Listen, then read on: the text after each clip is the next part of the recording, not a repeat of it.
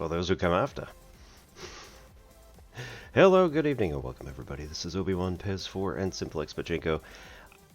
I don't have my beret. It's very disappointing. However, that's going to happen tomorrow. So I will be able to come back in tomorrow and hopefully have the entire costume. Alright. We actually need to go back in over here and change the scene that we're in. Minicam.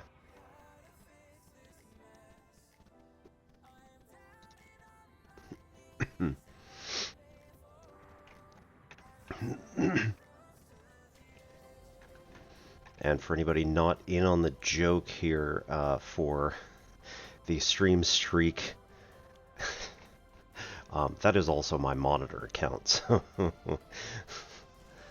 lol.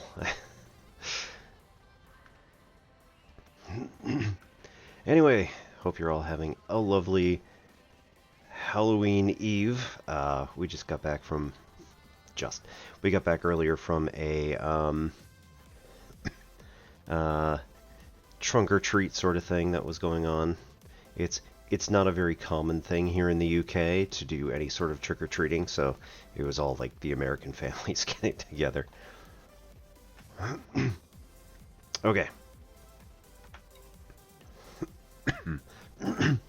So, yeah, we got the claws play, if you will, of Gustave going here. We got, I ended up painting a bunch of what looks sort of like the arrangement of what Gustave has on his prosthetic arm.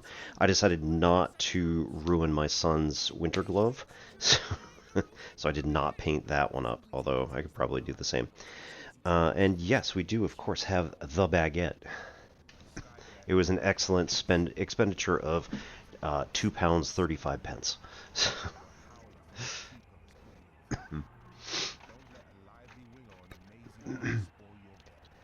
And I hope you all are having a lovely evening.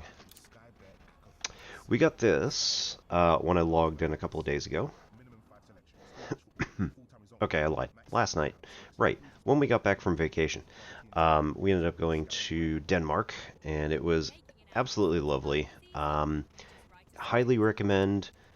The people there have basically zero expectation of you learning Danish because it's kind of a hard language, but I recommend at least looking some stuff up, as you probably would anyway. And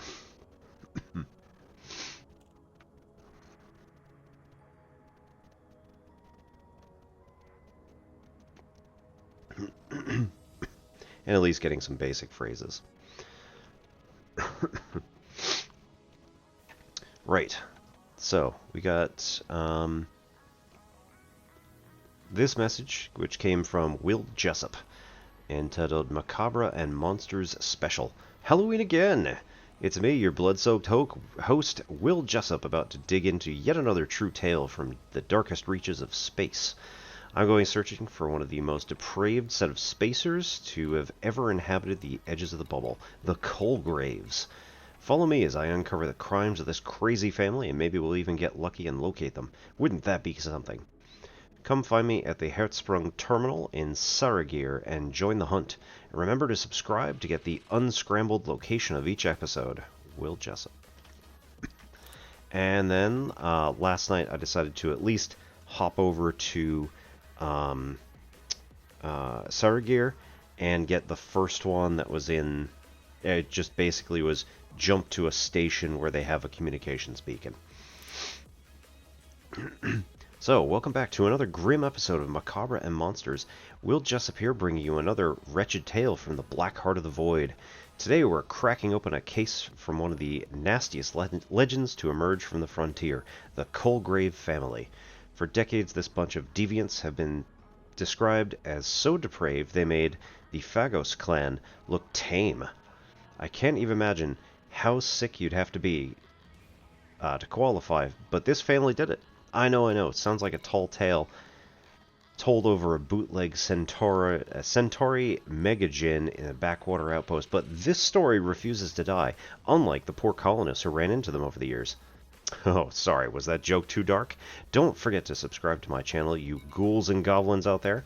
But where is the Colgrade family today? What happened to them? Well, strap yourselves in, and I've got a hot and fresh lead on their last known location. We're going cannibal hunting, because I'm such a generous host. We'll be taking a tour of the systems the Colgraves built their notoriety in. I'm locked on a grisly trail, and you can come along for the ride. My next stop is 67, 104, 117, 107, 117, 110, where the story began. Friendship Drive charging. Will Jessup. Okay, so this is actually a set of coordinates, which we have looked up, or we have found other coordinates which do this exact same thing here. So, just so we can... Ah, look, a receipt.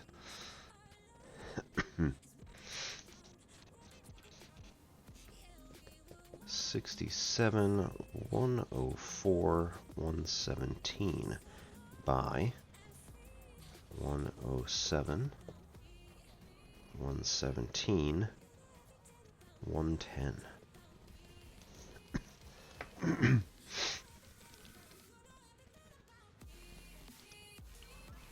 Okay. Or at least it should be a set of coordinates. We'll see how this goes. Oh, it might not be. 67, 104, 117. So 67, 104. Oh no, no. This is not remotely correct. Negative 39. Jeez. By 117. Okay, this might actually be correct. 67. It's about here. Give or take. 10, 20, 30, 40, 50, 60, 70, 80, 90, 100. Cool. So 50, 60, 7.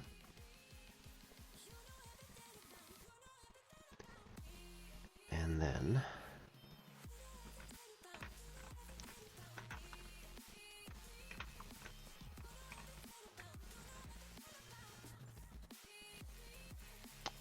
117.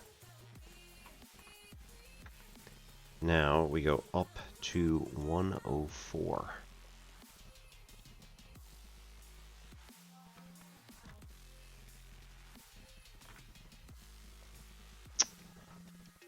Welp.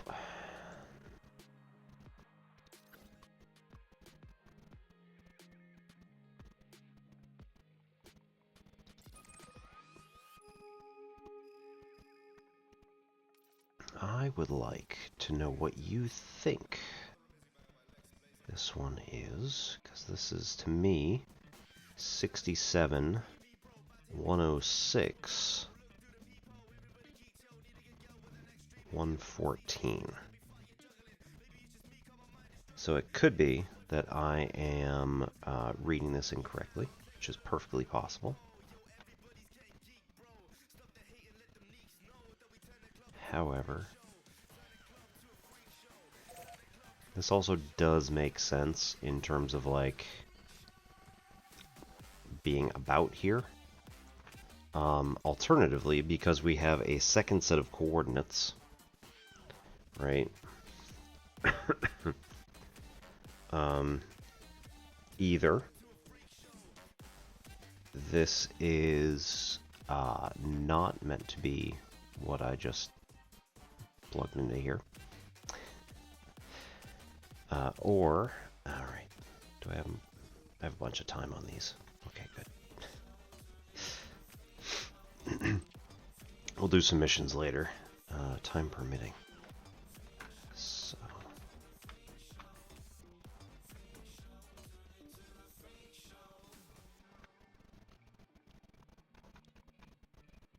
Yeah. Okay, well anyway, 90, 100, 7, 110, middle coordinate 117. Ooh, that's not good. Okay. So, let's look at the message again.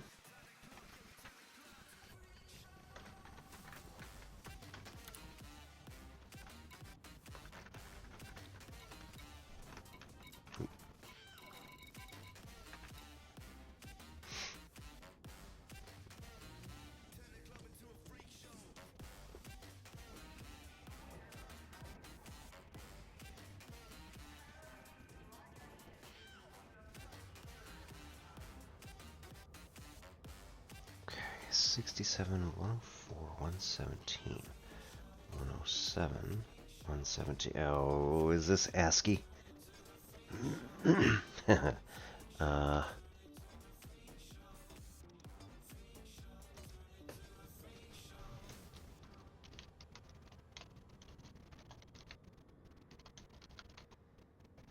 Okay, ASCII to text.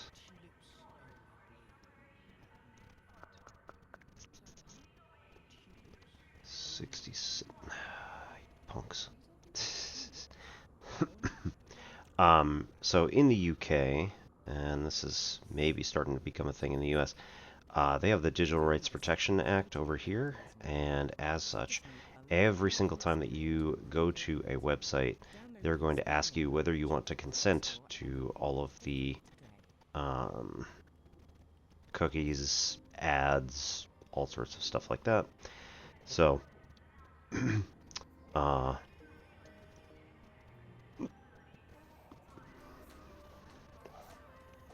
really one of the best ways to tell them you're not interested is to just go down and uncheck all of the things and say confirm choices.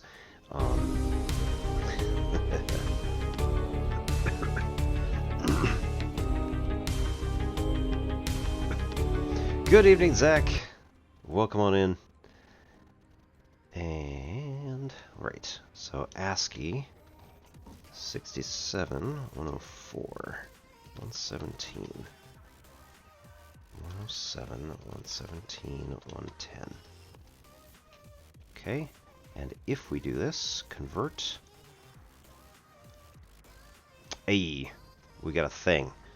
And it makes sense. I don't actually know if the system name... I don't know where the system is, but... Chukun. Yes. 117 light years in the opposite direction of what I had just plugged into the computer. So I'm very glad that I double-checked this. And I'm very glad I went for the, hey, let's try ASCII policy. Or, policy. Let's try ASCII strategy. How's it going? I know, privacy policy. So yeah, the one in the UK basically is like manually uncheck all of the things because it takes time rather than just hitting fine, consent to everything. I will make it a point to go in and uncheck everything, even though it does take longer, even though I can't get my information as fast as I want to. It is typically worth it. Let's just double check the outfitting on this because this is the warship that we're bringing, so I don't want to like end up stranded somewhere. Okay. Yeah, we're wanted. Damn. Right, all the good stuff. All of our shield boosters. Fuel scoop, good. And planetary vehicle hangar for the SRV. So we have all of those things. That's mostly what I was really looking for. Advanced. Yeah, that'll be alright.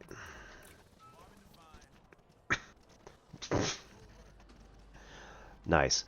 Okay, so our influence in this system went back up yet again to 58.5. So we've been having some interesting times here in Tashter Sector. We'll post that to Discord later.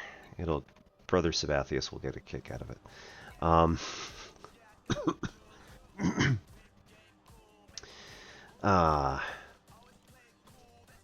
Yeah. So we've been having this guy who was very interested in bullying his way into getting whatever he wanted, and you know, I casually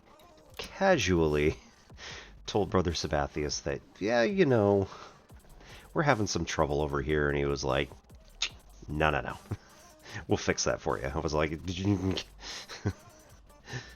I really didn't ask you to do it. Okay, thank you.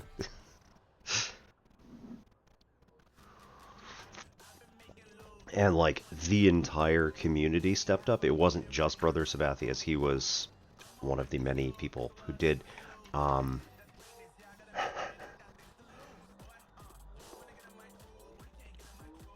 Yep. The Virtualists. Crystal Angels. Moon Sugar Refineries, Inc.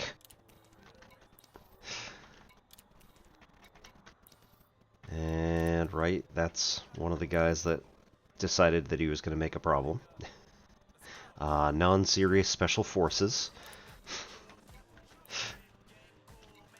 More Crystal Angels. Yep, the Brigade, which is Brother Sabathius' like main group of people.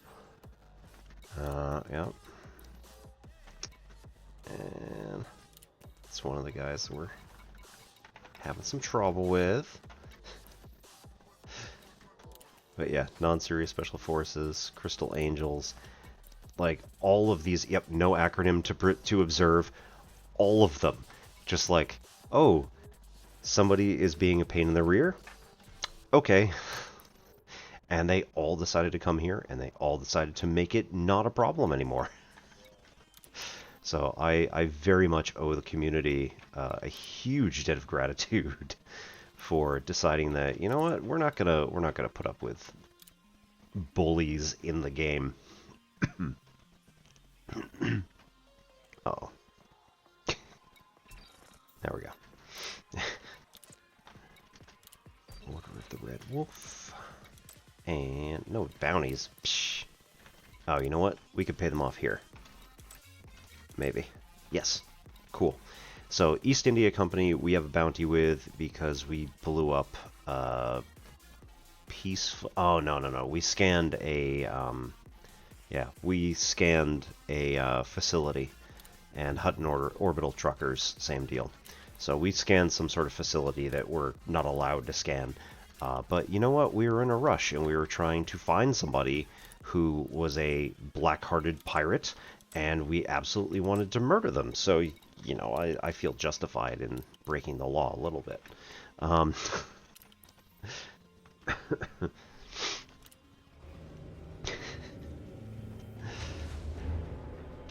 Yes, Your Honor.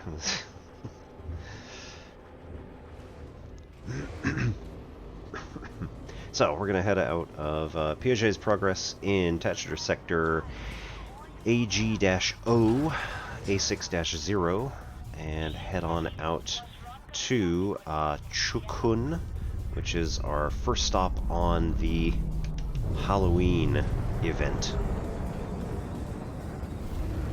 Allegedly, we were following the trails of some, what did he say? The podcaster there said that they were a bunch of cannibals, so we will see if they are fine and young.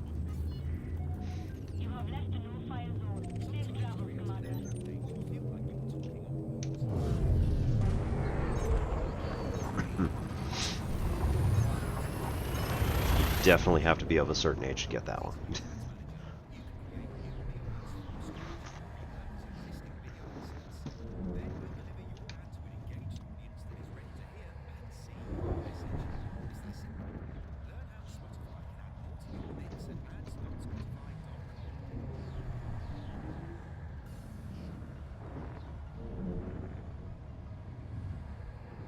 Oh no. Braven Tunnel. Oh no. Come back. Well, we haven't lost our connection yet, so that's good. Either to Twitch or to, there we go.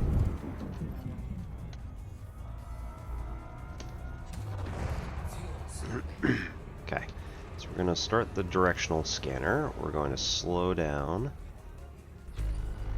We want to... Good, we're at 100.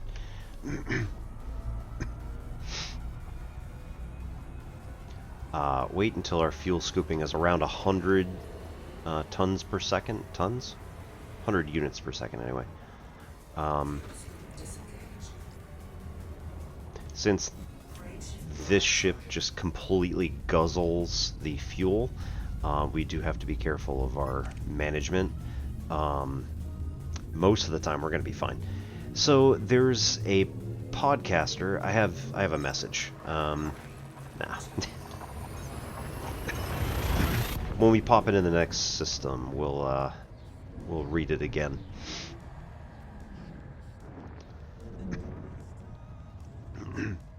So we aren't necessarily hunting the podcaster in terms of like trying to chase him down and, you know, take him out or anything like that. We just kind of discovered, or we were sent this podcast unsolicited. And it was like, hey, come hunt for this Halloween over in, or follow this grisly trail as we do a tour through space. And I was like, well, you have me interested, sir. If only because it is the Halloween event, you know.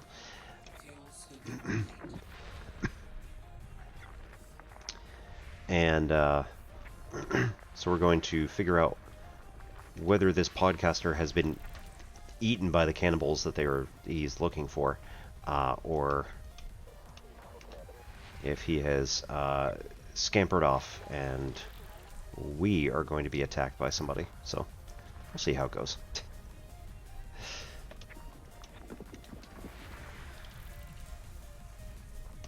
Either way, I think I'm prepared for it, so... Oftentimes we end up in some sort of interesting predicament at the end of the Halloween event. Last time, I believe it was a Saw-themed event where, like, there were a bunch of places you went to, and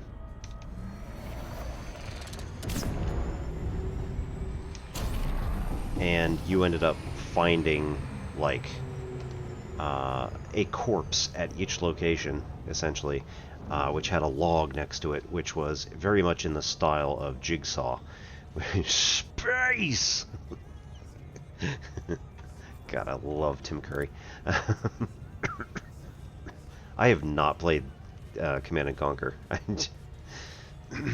had a version of it on my calculator way back in the day, and I think I got scarred by that because it was not... like, there was no instruction. You couldn't figure out how to play it, really.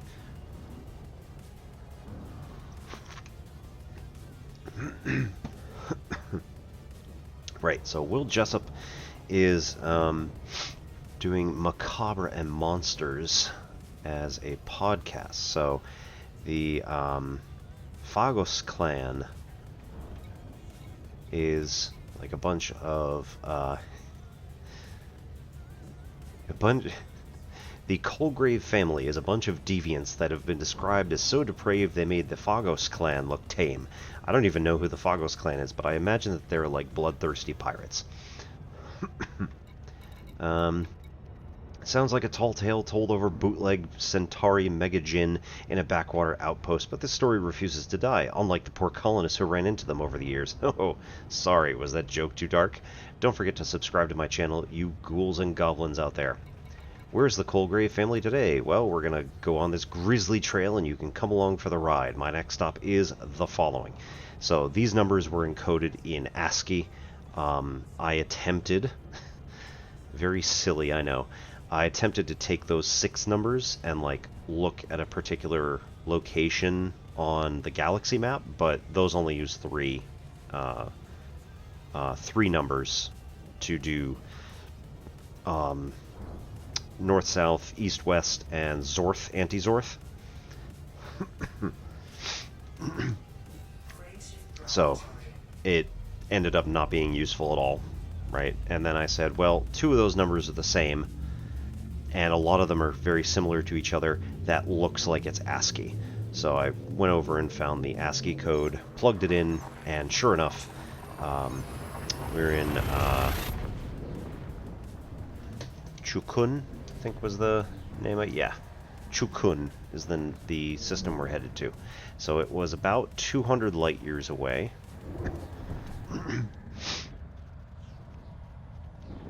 And we'll see what happens. I know that this ship usually gets about... We may have to switch to a private group if this is going to keep dragging so much.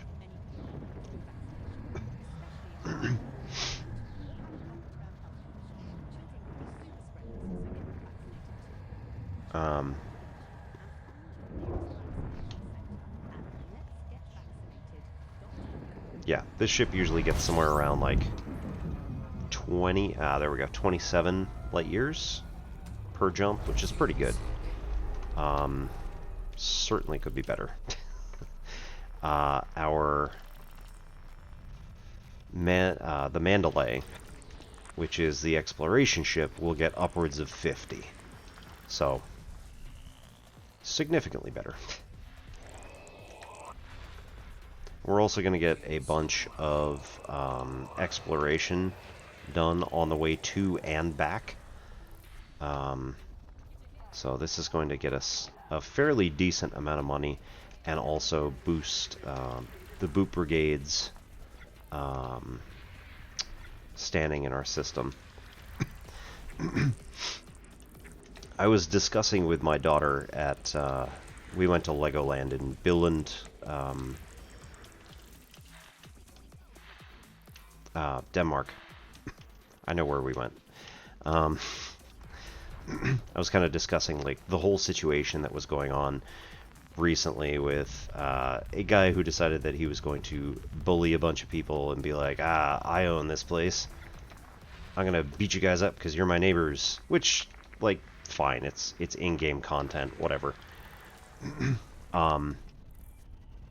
But yeah, he pushed my buttons a little bit, and then I went over to Brother Sabathius' channel, and he was asking how things were going, and I'm like, you know, we're having some trouble over here, but we're doing all right. He's like, oh, no, you're not. We're gonna create some content for this stream. So he looked up like everything that there was in terms of this guy's corporation, who was in it, who was actually still active, all sorts of stuff, and like the entire Elite Dangerous community that, like,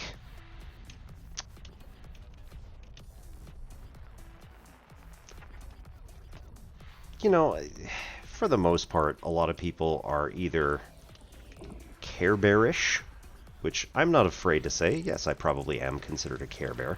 I don't really like just attacking people for attacking sake. Doesn't make any sense to me. I don't care. So yeah, he pushed some people's buttons a little bit and like decided to mouth off a bunch. And the rest of the community was like, "No, I'm not having it. This guy's kind of a jerk, and I don't really like him around, so we're just gonna..." I mean, essentially what they did was they just, like, stun-locked him.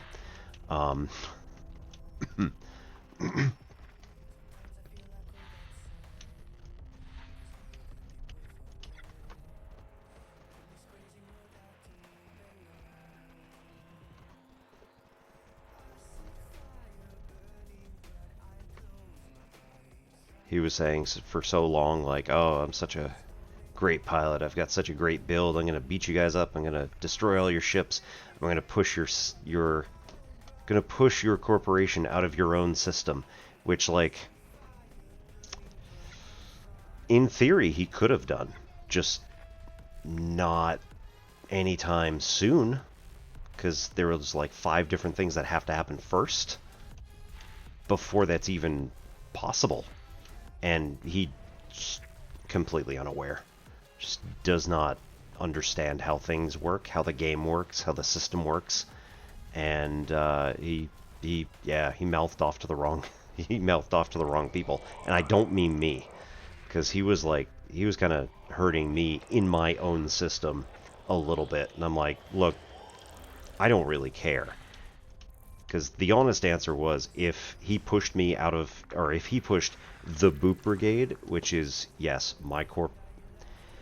the corporation to which I am aligned, if he pushed me out of that system, no, if he pushed them out of that system, I'd just wait until we expanded again. I waited until this guy got bored, and then put us back in again. Like, I was about to do that. Like, it might take months for that sort of thing to work, but you know what? I don't care. I'm willing to do it. I'll play the long game. And that's when ProSab asked me what was going on. So, yeah, he was like, you know what? I don't like this guy. He's mouthed off to me. He's mouthed off to some of my friends. We're done.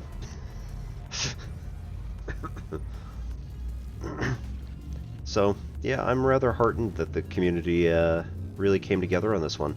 Decided to reset, like, the entire sector from basically everything that he was doing.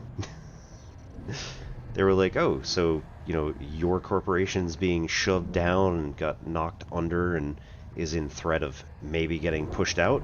Great, your guys are on top again. Give us like a week. And they did it. Then they just parked outside of his station and beat him up every time he came outside, and was like, alright. And that's the other thing, is like, he was chest puffing so much about how good his PvP ship was and how he was going to destroy us all. And like, he came out and Sabathius took a couple of pot shots at him and just obliterated him. And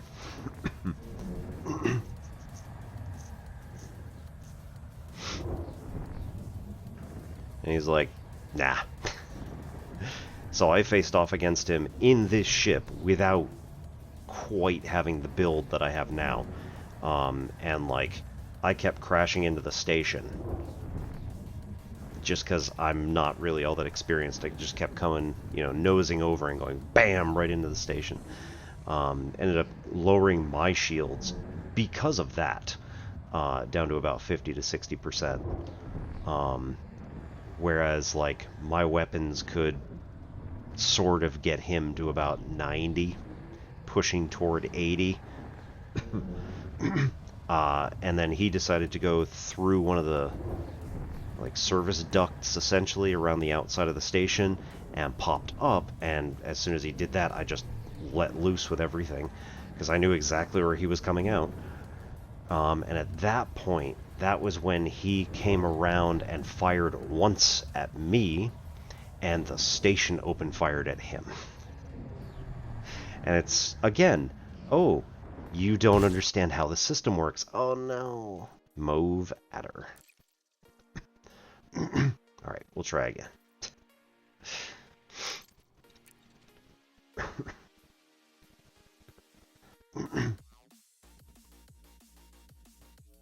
So, yet again, you don't understand how the system works. It's become clear and very apparent that, you know, you don't even know why you blew up.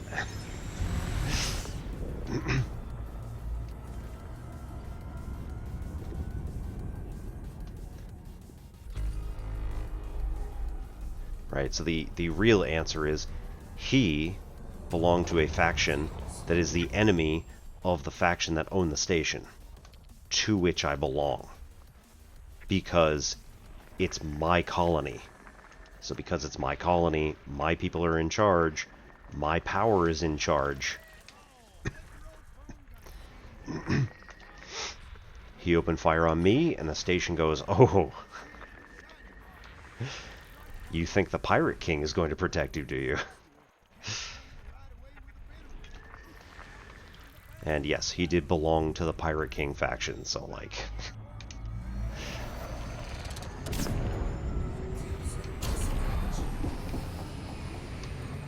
Alright, try it again.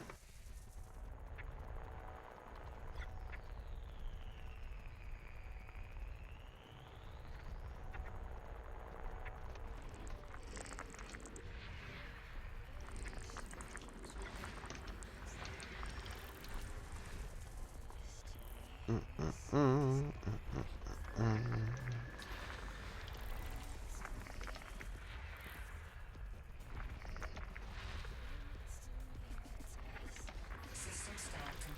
we go.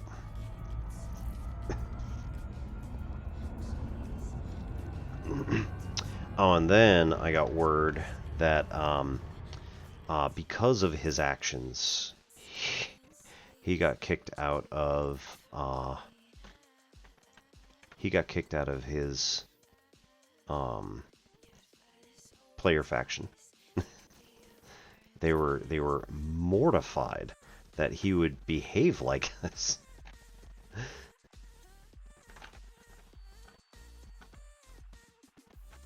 Chokun? Yes. Yes. That one. And I don't mean necessarily attacking us, because again, it's fine, whatever.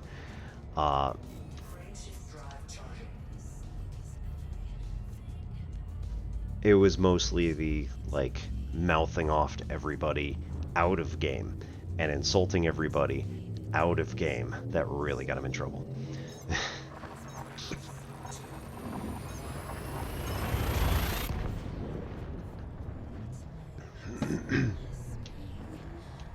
So, he and his one friend have parked their fleet carriers in my system, and like I showed you, you know, there are what, eight carriers belonging to individuals. Well, that's not quite true. 2 of which are fleet carriers. I mean, not fleet. There are squadron carriers, which, like, the entire squadron uses that.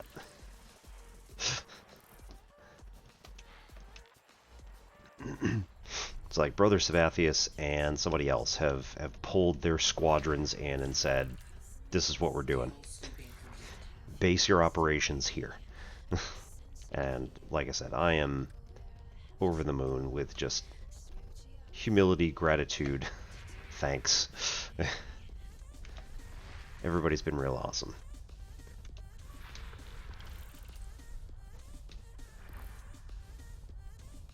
I imagine that's where I'm supposed to be going.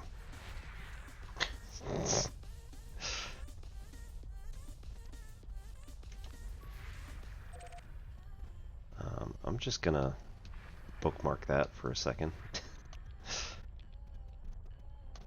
The place with the ridiculous number of fleet carriers seems like the appropriate location to end up.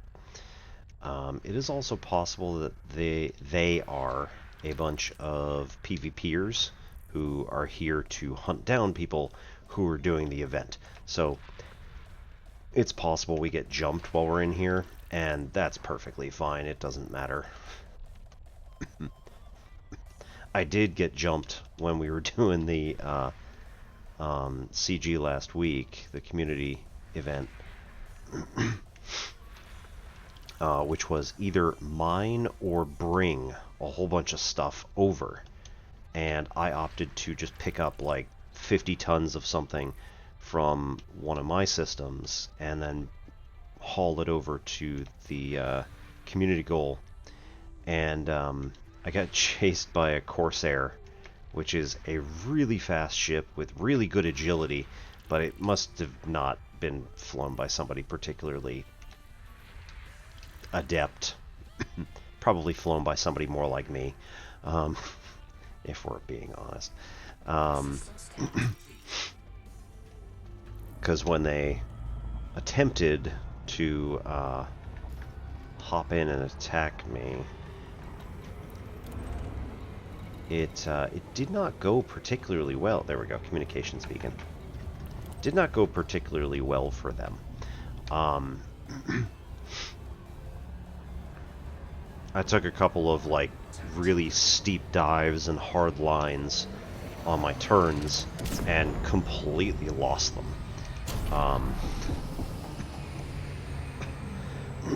So they decided to just wait at the station, or wait at the fleet carrier, and they jumped in probably, I don't know, 5 seconds after I did.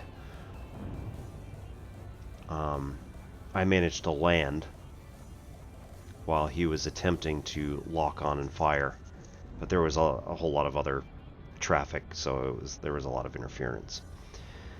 And then he waited until I popped off the pad to go fly away, and then attacked me, and I was like, alright, well, I've already delivered my stuff, so I don't care.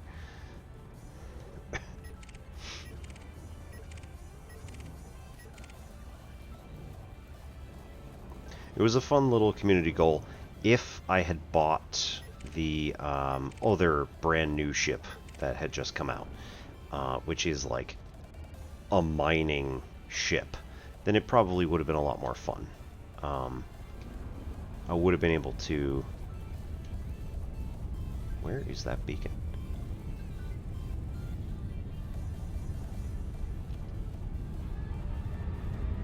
On the surface? No. What? No.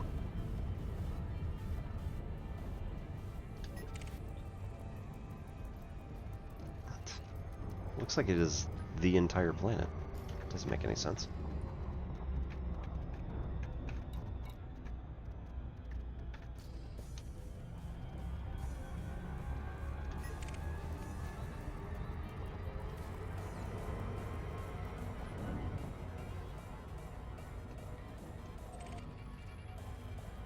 Where are you?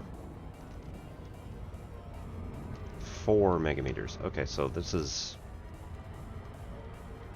on the other side of the planet.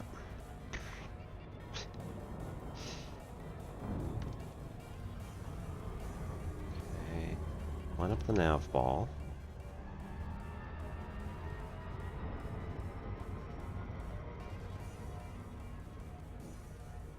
It's just literally on the other side of the planet.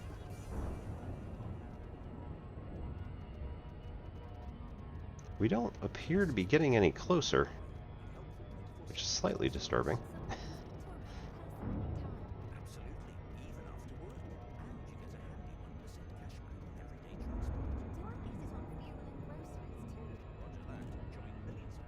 Um, 3,500 kilometers. Now we're getting further away. I really don't understand.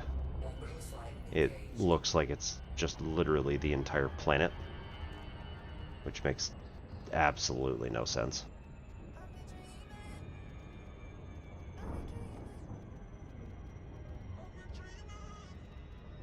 Did you guys turn the entire planet into a communications beacon?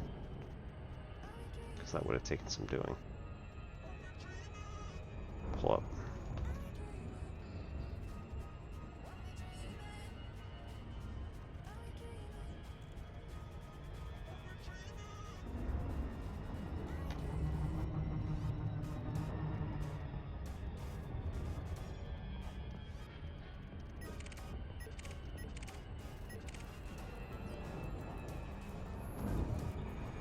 I don't particularly like that.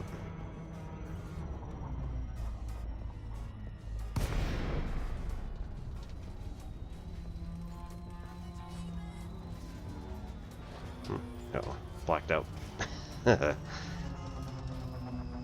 Oh.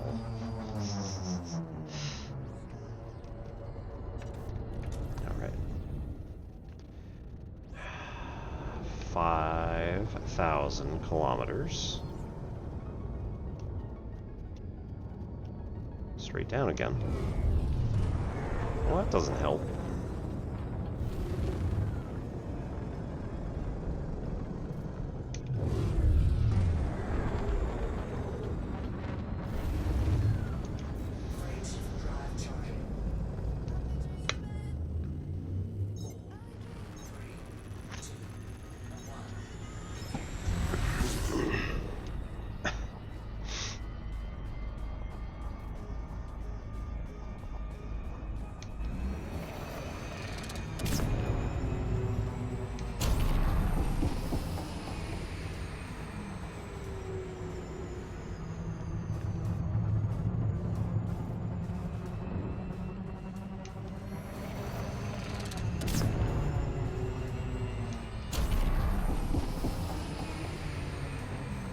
Jump very heavily to my left ear only.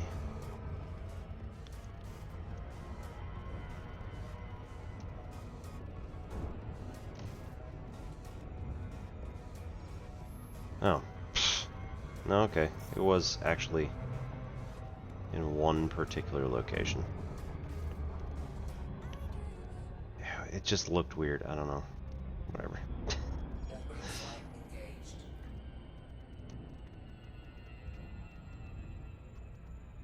Now, it is likely that we don't even have to get out of our ship. We've been practicing this.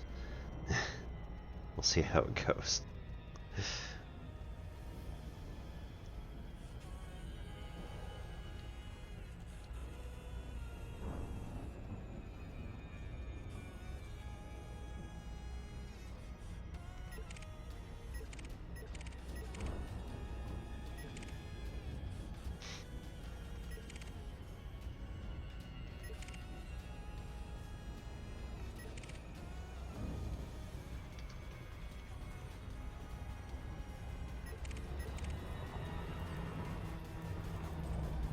Ooh.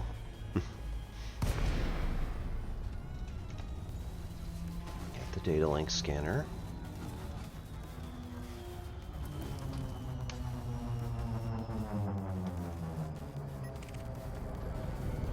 Ooh, anaconda.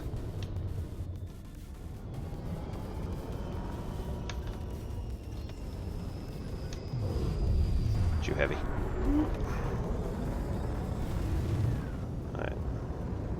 Gerhard Gunther, yeah.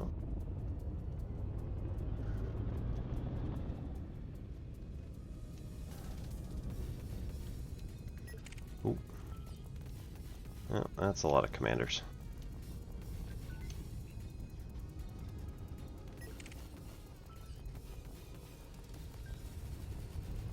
Commander Nikos Xander Thorn. Cool. Ariskathia Thorn. Okay. Mandalay. Danny Woods. I know a Danny Woods. That's probably not him, though.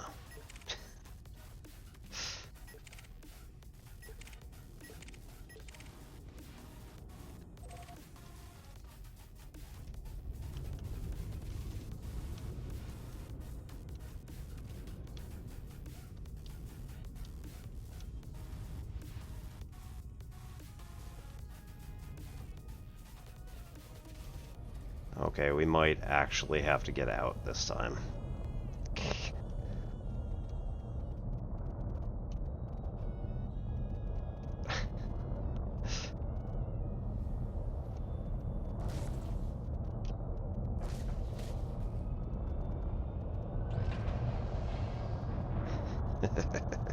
Yeah, we might actually have to get out.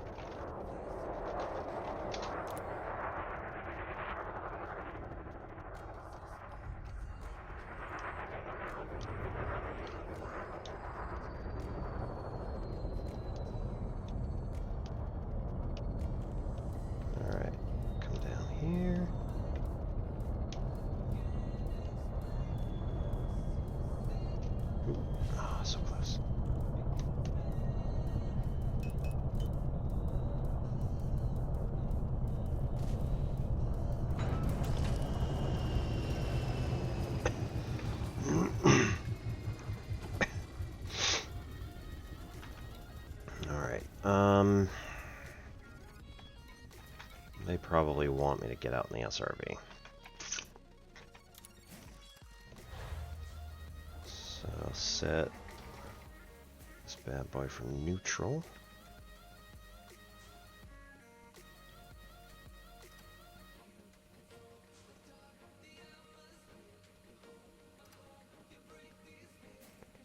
Oh.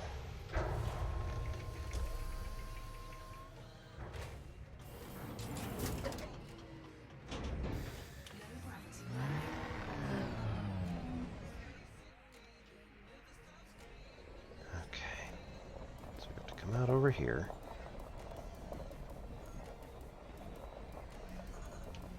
Far enough away from any ship that we have our... Nope, not that one. There we go. Settlement comms uplink. There we go.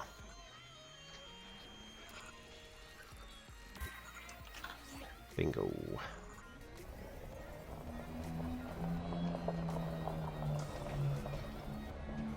Turret goes back in, and we crawl our way back over here, and handbrake on while we attempt to board the ship.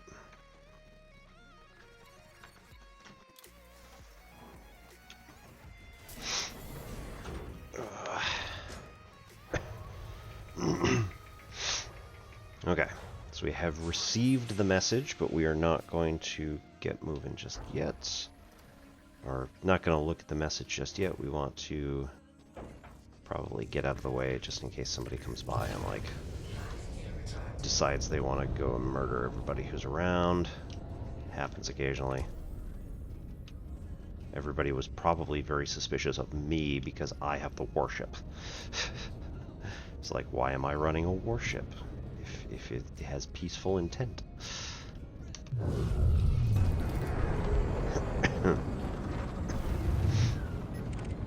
Albeit suspicious.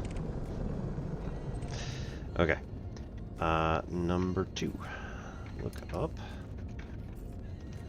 Macabre and Monsters, number 2. We made it! So, the legend goes that the Colgraves were just another large family here in Benford's inheritance. Ma and Pa Colgrave, 3 kids, 5 cousins, 2 grandparents. That's some brood, enough to eat a colony out of house and home. Or just the colony. Tales about the Phagos Dredger are bad enough. Ah, okay. So the Dredgers are like gigantic megaships that basically have like a laser grid at the front, which will attract like asteroids in front of it into the maw of the Dredger, and then they have basically like a giant shredder, which just cuts up rock. Just tens of thousands of isolated spacers who like nothing better than terrorizing the fringes of the bubble. Out here, you can only imagine what the deepest, darkest, loneliest reaches of inhabited space can do to a person. I mean, some poor sap called Hal Kulzar famously cashed in his ticket running into the Phagos and was never heard from again. People whispered that he ended up being the entree for that evening's dinner, but what really happened is anyone's guess. But the Colgraves, man, they were something else. Every one of them was well fed on, well, you get the picture. Pa used to work in a meat processing factory. His supervisor once made an entry that he'd never seen anybody take as much delight in their work. Sounds like the ideal employee, right? Well, he was fired for repeat violations of safety codes. Don't even want to think about what that involved. Meanwhile, Ma looked after the brood. Records showed how she kept to herself but liked to play loud classical music during the day, with neighbors making complaints all the time. Kids were getting homeschooled. The kids were homeschooled and constantly getting into fights with their apartment block. Happy home life, or happy home, happy life, right? I intend to find them. This is going to be my magnum opus if I do. Oh no. Myth chasers will remember the name Will Jessup, not dismember, I hope. Anyway, onwards to 90, 105, 32, 89. Oops. 105. Correction. Space, not a 0. 110. 101. 115. For the next system, which is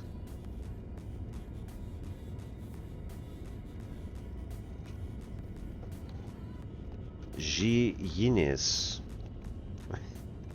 Z.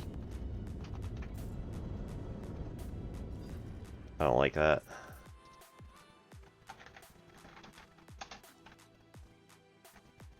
Yep, it's there. That's the one. Okay, so I'm gonna add bookmarks for just for fun. 2025 10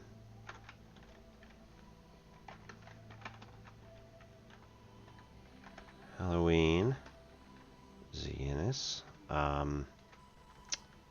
right 02. So where we are now, Chukun, we're going to add as 2025 10/01 Halloween Chukun.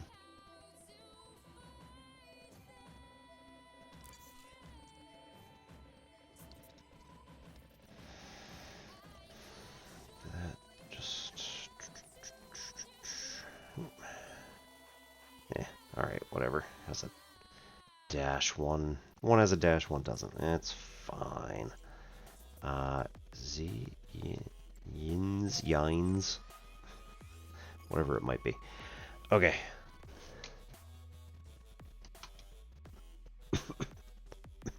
So this is going to be a fairly easy run to get this done, but it is going to take a little bit of time to do all of the travel. So right now we have ads coming up. We're going to take an ad break. This will be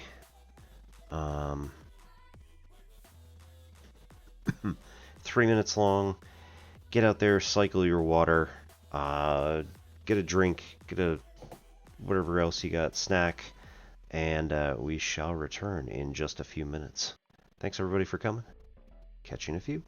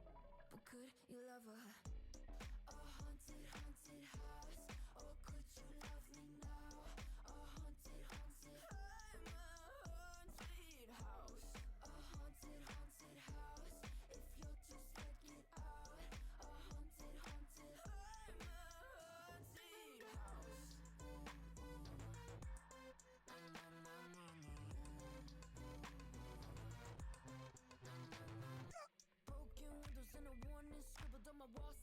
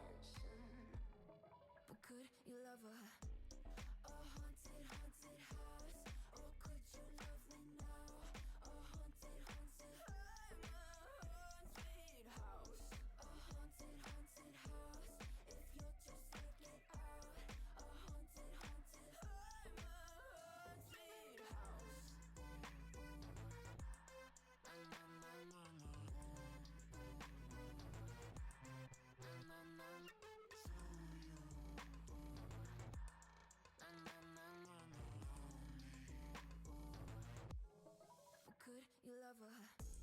A haunted, haunted house. Oh, could you love me now? A haunted, haunted house. I'm a haunted house. A haunted, haunted house. You're just like inside. A haunted, haunted house. I'm a haunted house. My words, till the coffins in the thought. Anyone can love a pretty little mansion.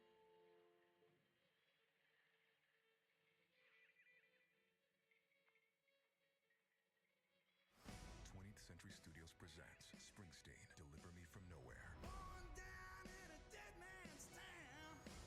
We're all searching for something. Something that's gonna give your life a little bit of meaning. Golden Globe winner Jeremy Allen White. These new songs, they're the only thing making sense to me right now. Academy Award nominee Jeremy Strong. We believe in Bruce Springsteen. Springsteen, Deliver Me From Nowhere. In cinemas now. Head to Spotify for an exclusive conversation with Bruce Springsteen and Jeremy Allen White. This autumn, your street could be glowing gold with People's Postcode Lottery. Because in our November draws, you could win a share of £28.3 million. For the chance to win, sign up before midnight on the 31st of October. A share of £28.3 million could be yours, but only if your door is in the draw. People's Postcode Lottery manage lotteries on behalf of good causes. 18 plus conditions apply. Play responsibly. Not available in Northern Ireland. Someone knocking at the door. Let me take you for a ride. Dancing with the lights. Our hearts beating like a drum. Tonight. Tonight.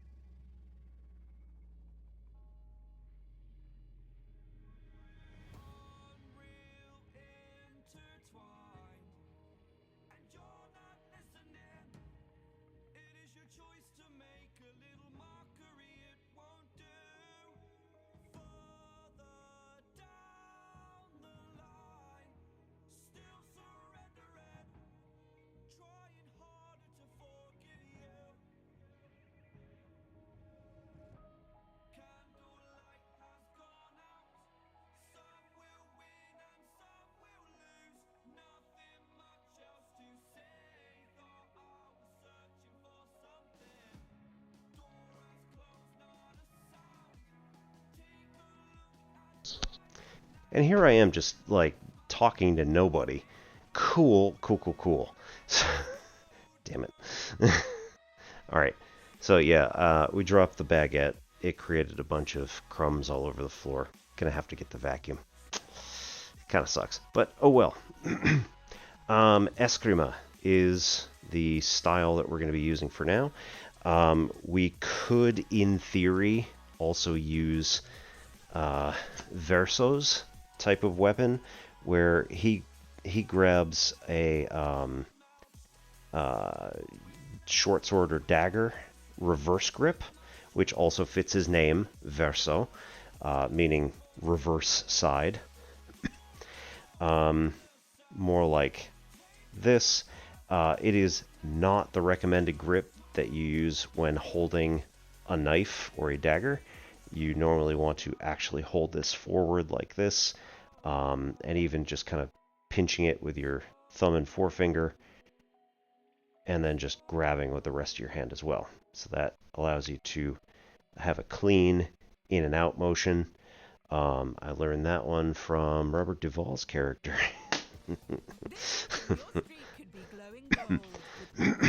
The Eskrima that we're going to be talking about here is, mostly speaking, going to be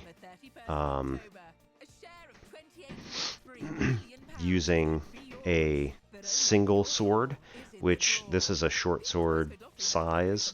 It could also be machete, which is the more popular version in Eskrima in general.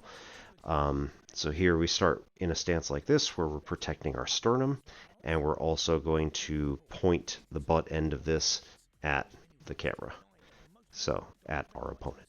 And for now, again, stance doesn't really mean a lot as long as you have the ability to move around a bunch and you feel comfortable doing it. I recommend taking another martial art and learning how to do footwork. My instructor also learned and is a, I hesitate to use the word master, but has become, has a high level of mastery in Tai Chi.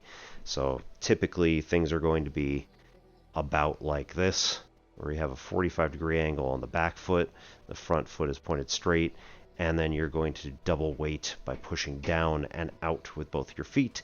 And then if you want to move, you just pick a direction and then lift your foot in that particular direction, and you're going to pretty much move to that place wherever you want to be.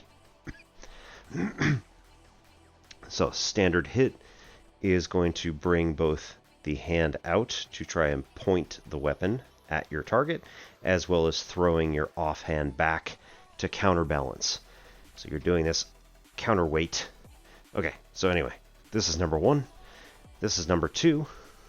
Number 3 is a single hit followed by an overhead followed by a single hit. Number 4 was transitioning to an open stance. So we do a single hit, open stance, and we slap here in order to stop the motion of my arm and instead transfer all that momentum into a whipping action on the wrist. So from here, it's like that. And then oftentimes what happens is you kind of stop this and press down a little bit so that it whips back into a starting position, and then I'm already here, so this is nice. And then we go back into 1. So a 4 usually looks something like that. And then 5 and 6, I keep forgetting exactly what it is, but generally speaking, it's going to be something like an open stance, and then transitioning to a smack, like straight down. There's a few other things that it could be. I don't remember exactly. I need to get back to the actual class. It's unfortunately been on Friday nights, which has been very inconvenient. And then I think our number 6 actually is the fan block, followed by a kadlik.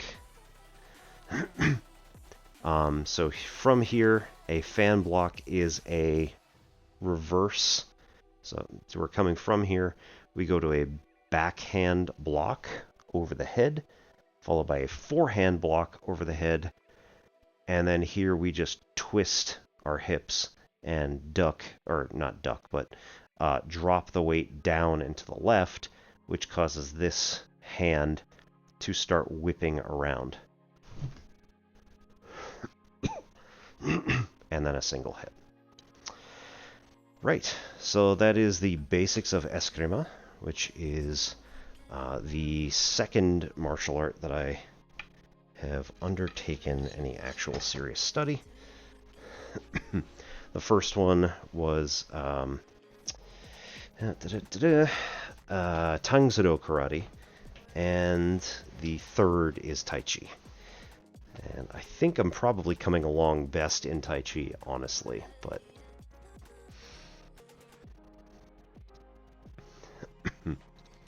Okay, so here we are headed to Yines. Oh man.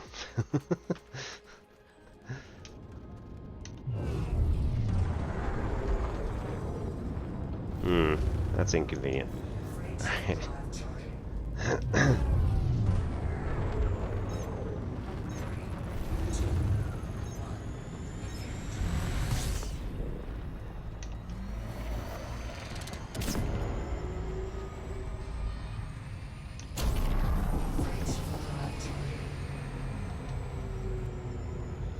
Okay, going to Tranyua.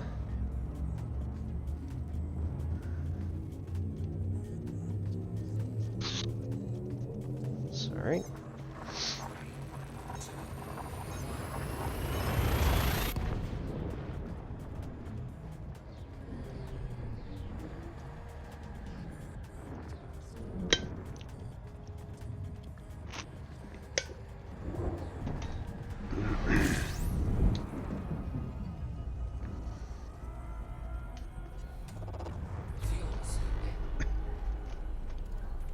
Alright, 100%. Don't really have to stop here. And if you look at our fuel gauge, yeah, we're not going to be using much on this next jump, so running straight through the Corona like that, not a problem. Yines is also an Class M Red Dwarf, so we will be able to scoop off of that one as well.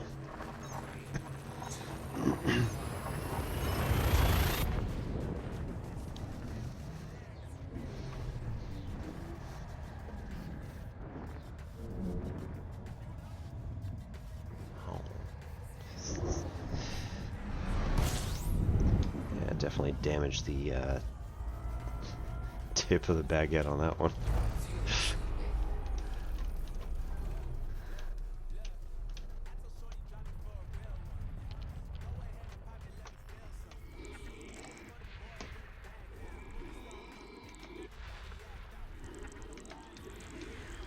I mean, honestly, it's almost as bad as dropping your sword on the ground.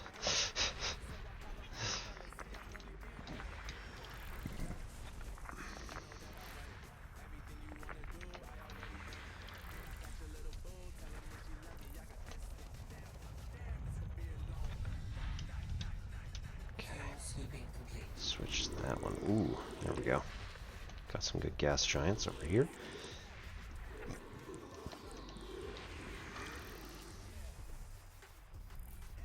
That's gonna be a moon. Alright, I only somewhat regret this. Yep, okay.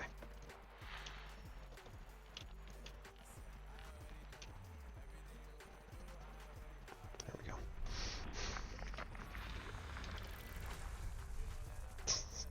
Yeah, it's a good thing I didn't attempt that. Oops, oops.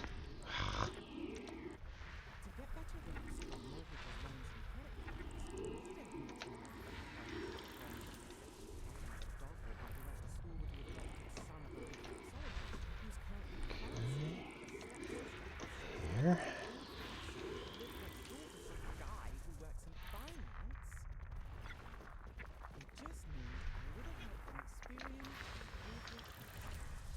Download the experience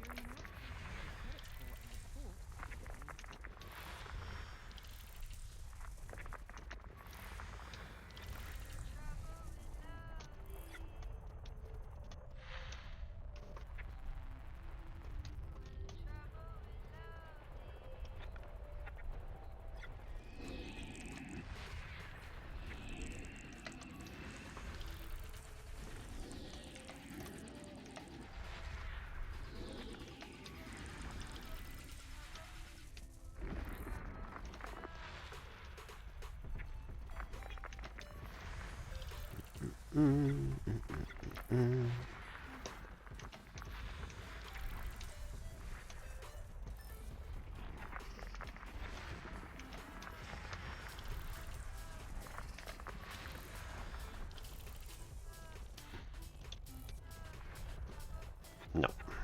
Okay.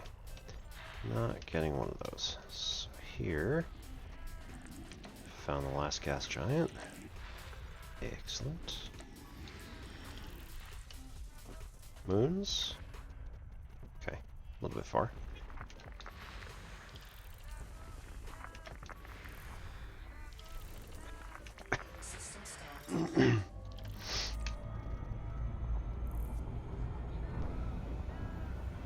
Oh, we're here.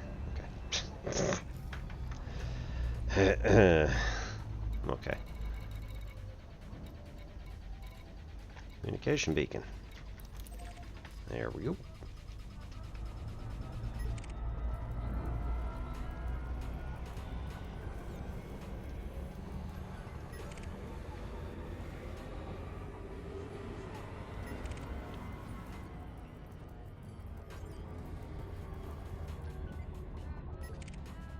There.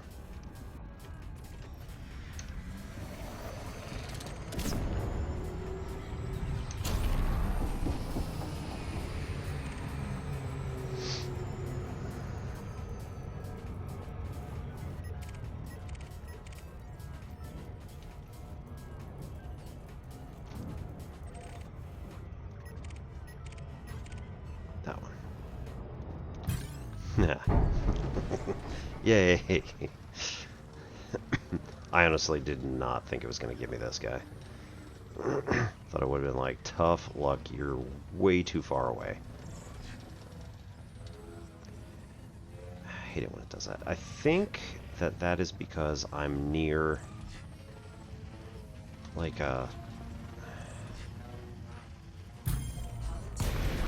some sort of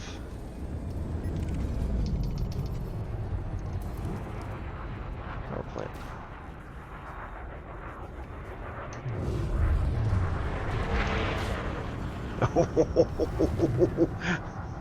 Nice.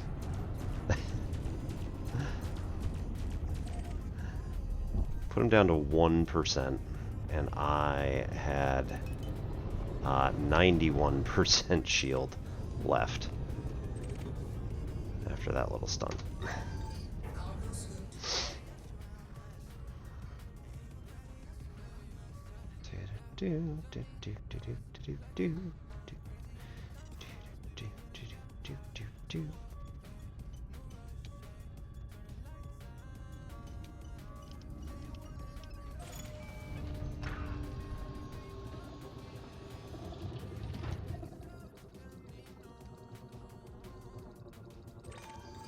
Nah.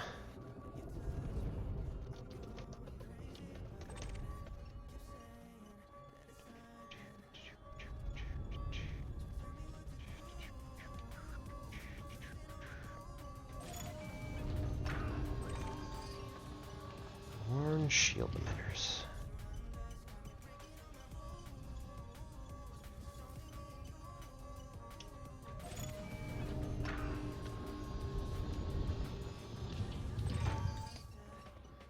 Basic conductors, alright, that sounds good.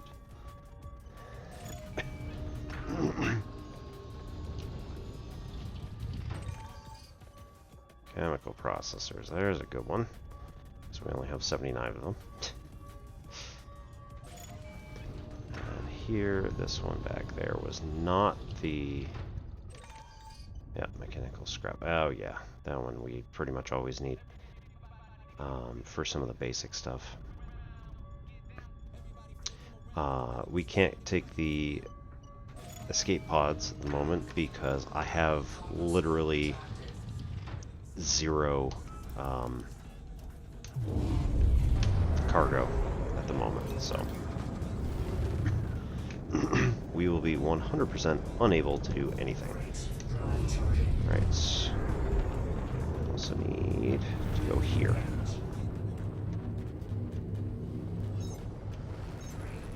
And goodbye to the escape pod.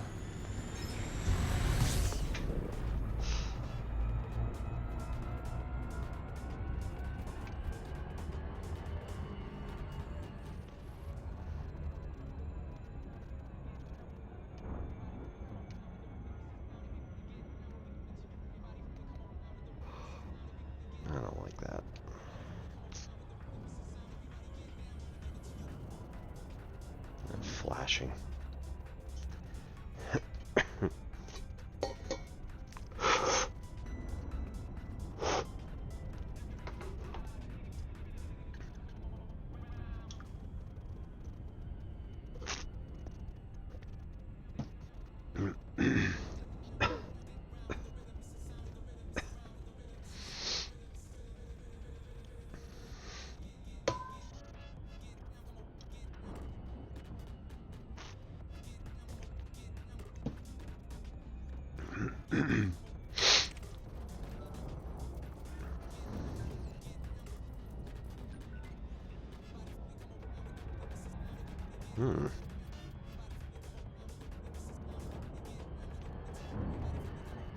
Say, where are you headed?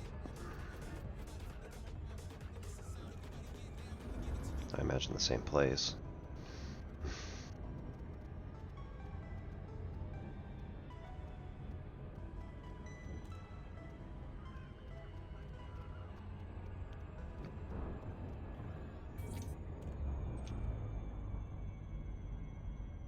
On January 2nd, over 300 in our local hospitals.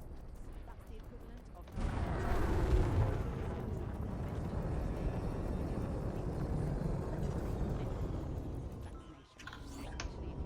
That is going to be one person, and nope, never mind. Civilian outpost. Holographic advert. Gustave vision. Eric Lundgren. I feel like I know that name.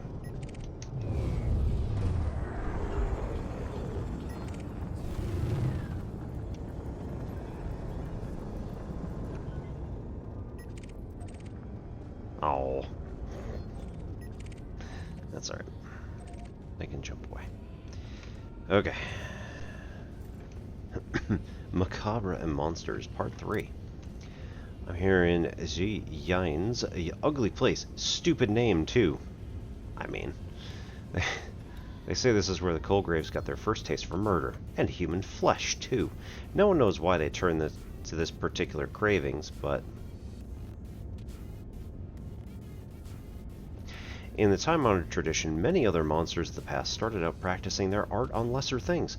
Pa Colgrave went up from dicing meat in a factory to serving up pilots.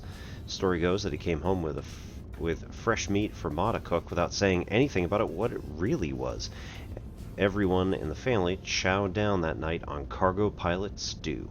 And this is where the first of the Colgraves' alleged victims were found, floating in space in their escape pod. Two, more like. They say the body looked altered, cut open, parts missing, different parts stuffed where they ain't supposed to be. System authorities stamped it as piracy. Piracy! But locals swore otherwise, and I believe them. This is what drives me to do what I do. I must know the truths behind the legends. They can't all be born as monsters, can they? As I sit here staring at the dead space in front of me, I can't shake the feeling that the Colgraves wanted us to find that corpse, like it was a message or a calling card. I forget the victim's name, but ain't nobody gonna forget mine when this is over. Oh dear. Oh dear. Ain't nobody gonna forget you, hey Will? I'm hot on the trail of another clue and a bunch of victims. Follow me if you dare. 68.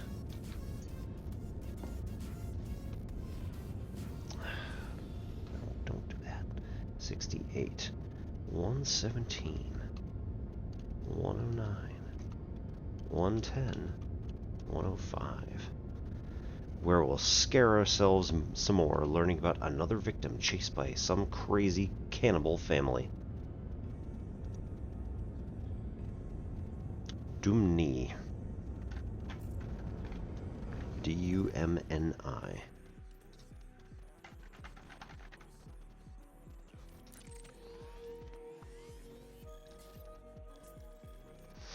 Okay, bookmark. 2025, 10, 03. Halloween.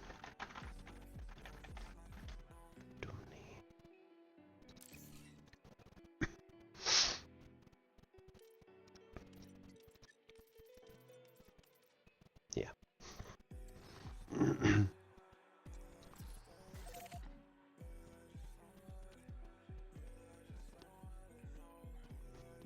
me just check something real quick.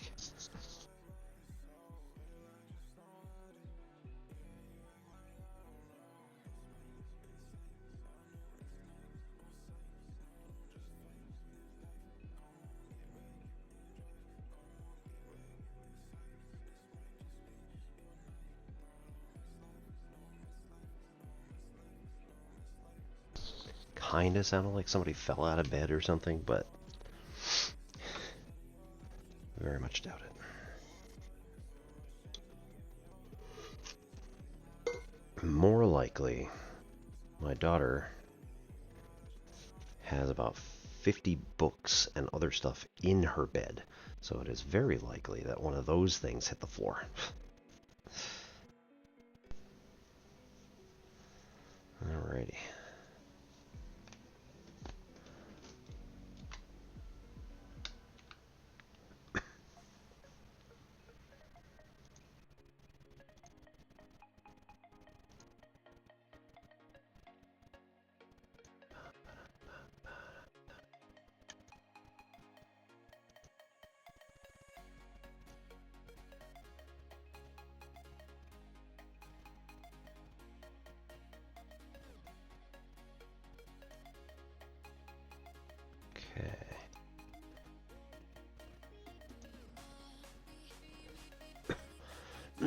Hello there.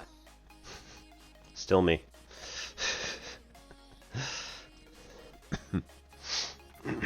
Alright.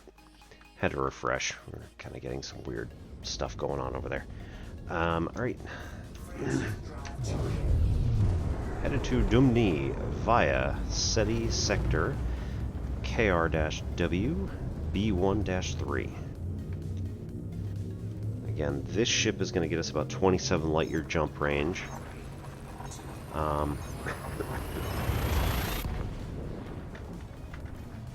don't know, can I actually see? No.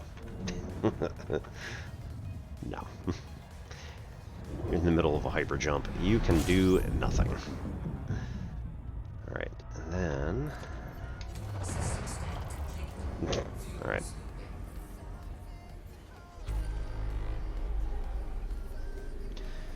Alright, Coal Sector, Coal 285 Sector, TI-A, B14-3 is going to be our next stop.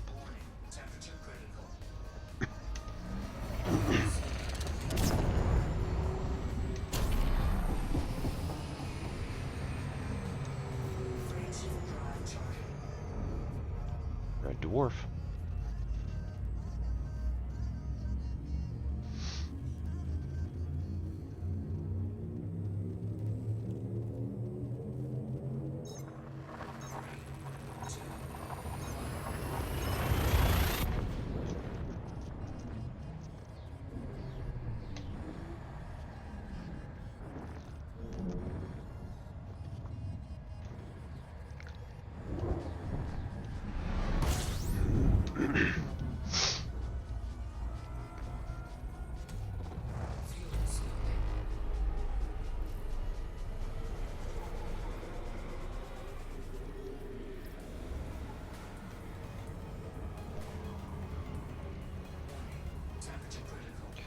Getting the 100s range. Let's see if we can't stop there. That way we don't burn out all of our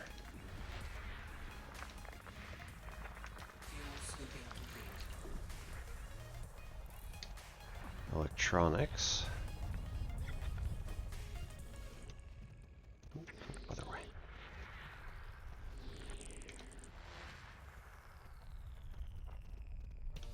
This autumn, your street could be glowing gold with People's Postcode Lottery. Because in our November draws, Oh, goodness. you could win a share of £28.3 million. For the chance to win, sign up before Okay. midnight on the 31st of October. So A share here. of £28.3 million could be yours, but only if your tour is in the draw. People's Postcode Lottery manage lotteries on behalf of good causes. 18 plus conditions apply. Play responsibly. Not available in Northern Ireland.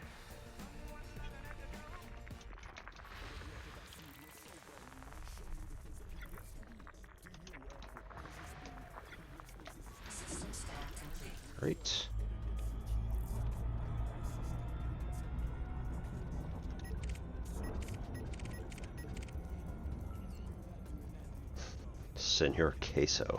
Nice.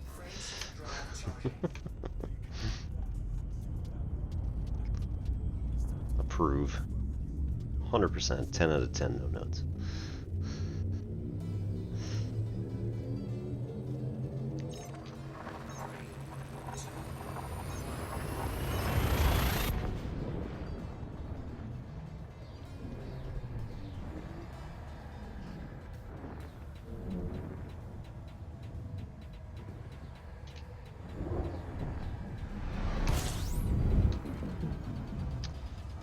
Alright, we are in Dumney.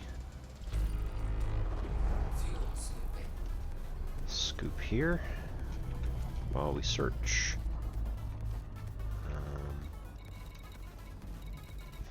High intensity, so there is a war going on.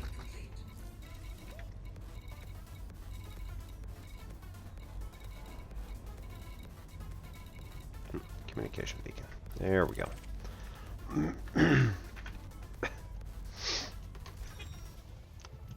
7% off. You need to find 34 astral bodies. Cool, cool, cool.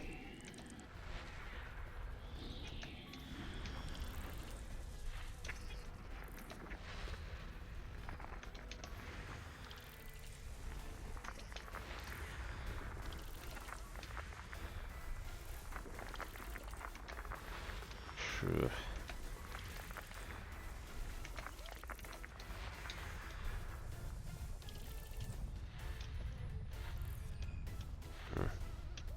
Okay. So start high, see what we can find. That definitely has something.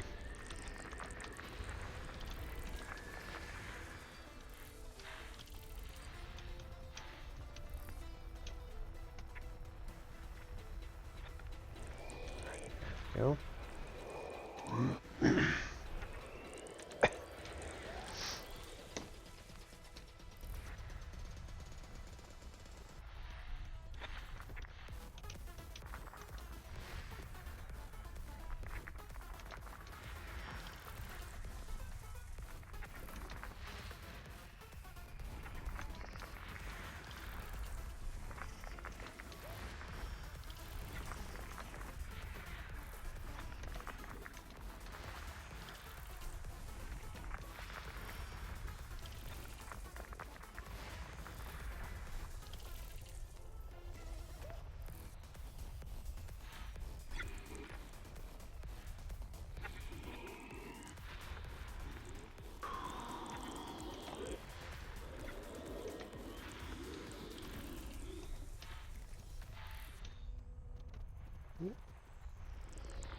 Ah.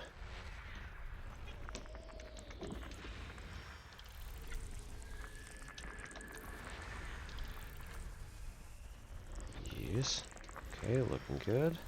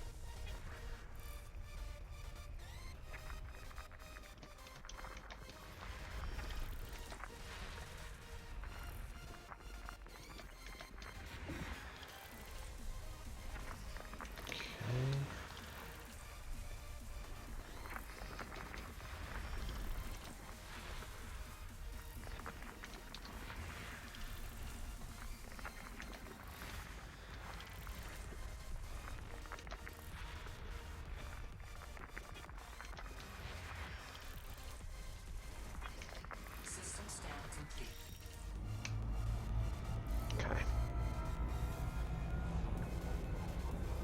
Where are we headed?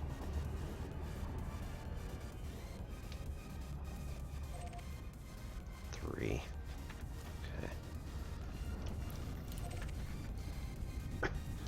Okay. boost.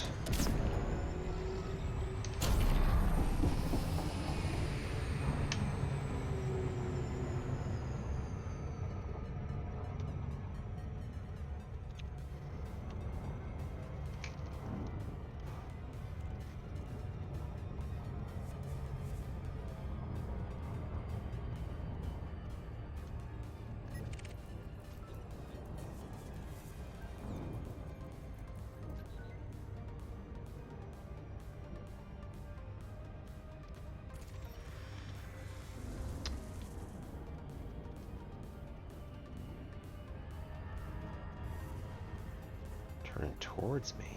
What are you doing? Oh, oh, oh.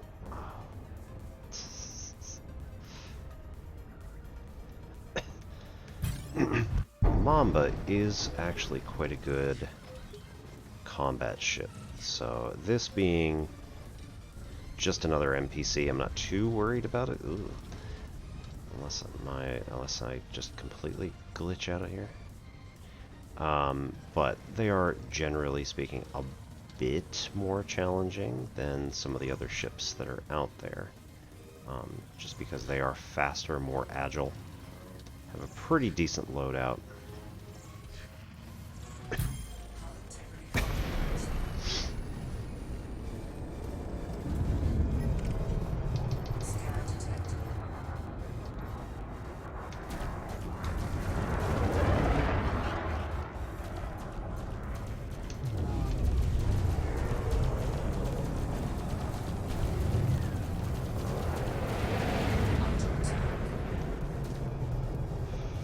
4% shields? Yeah, I like those odds.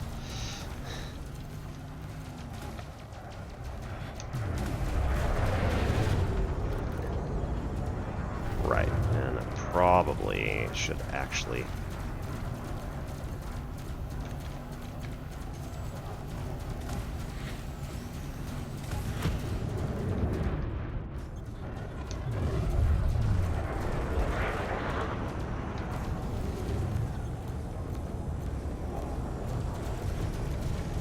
fingers are slipping though, because I'm wearing gloves.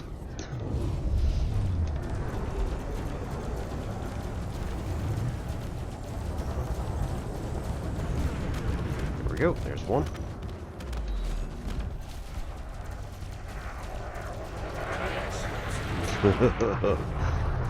Oh, you're not gonna enjoy this.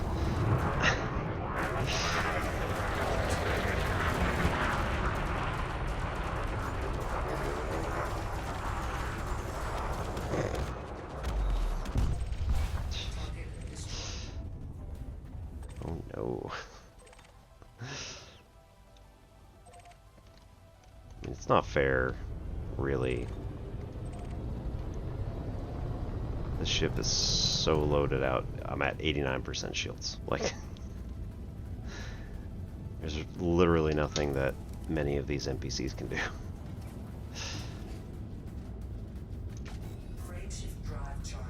Alright, Tactical Operation 31 Communication Beacon. Interesting.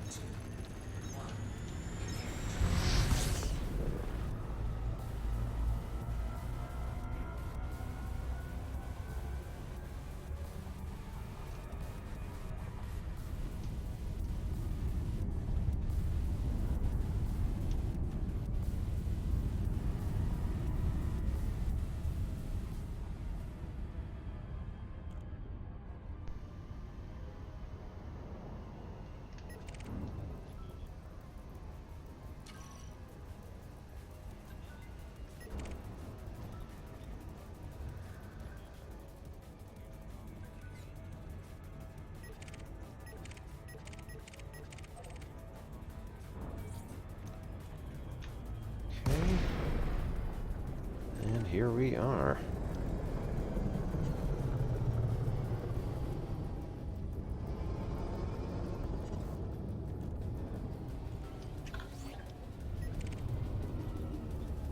Xander Thorne, hey, you guys again.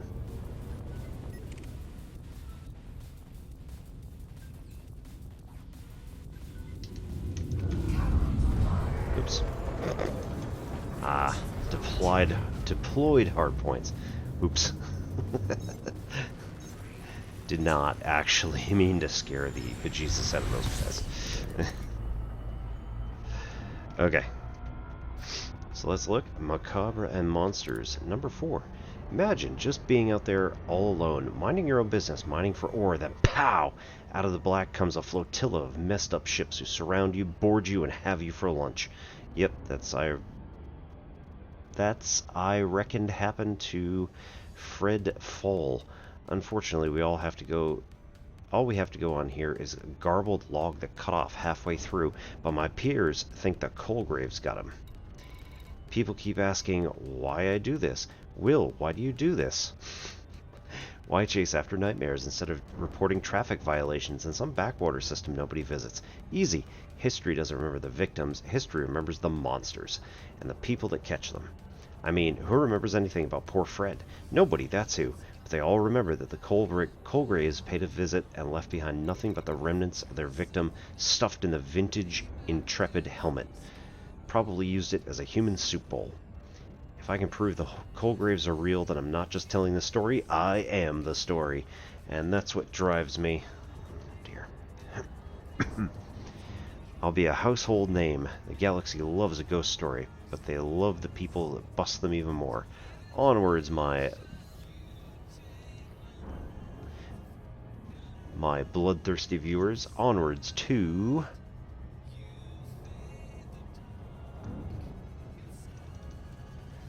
Alright, what do we got? 66, 114, 105, 103, 117, 97, 108.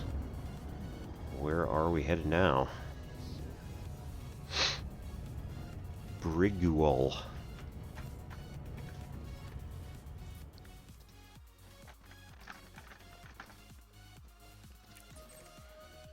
"19 light years. That's a nice, easy one. Oops. Hang on.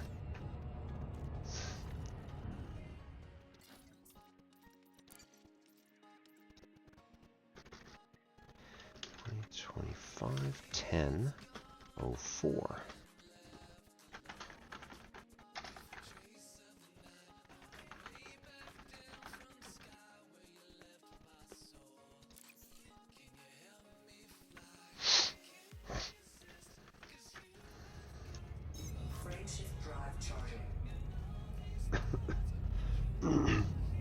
Where are we?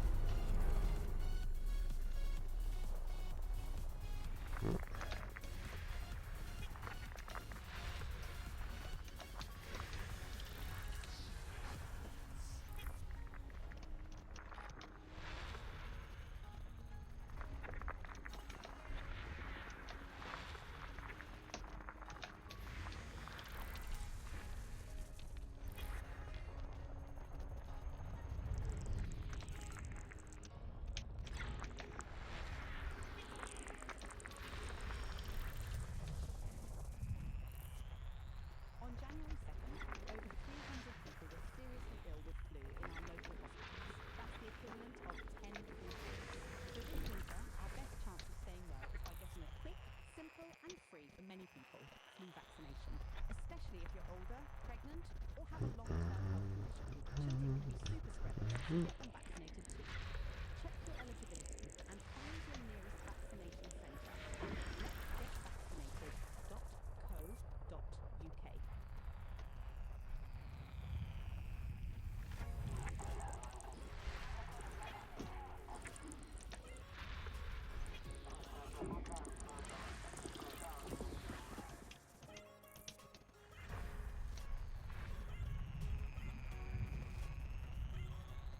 So it seemed like Prequel 2 was the place to be.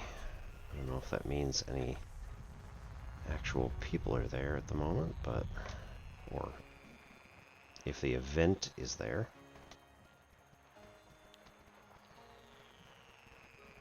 Oh, there we go.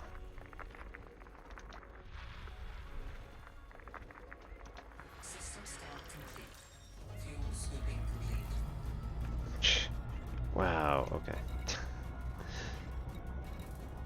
Curious ship debris. Oh no.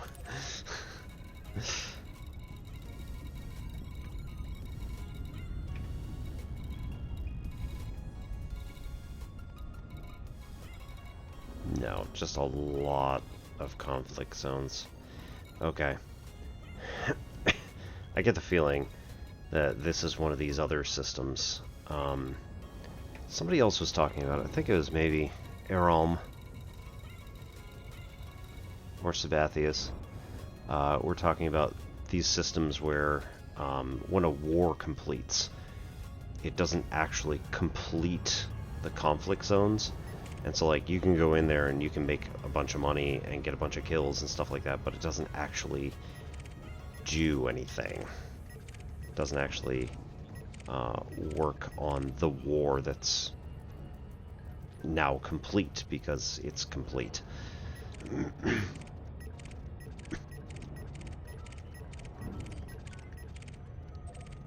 Alright. Oh, it's curious ship debris. What happened, Will? What happened? I wonder.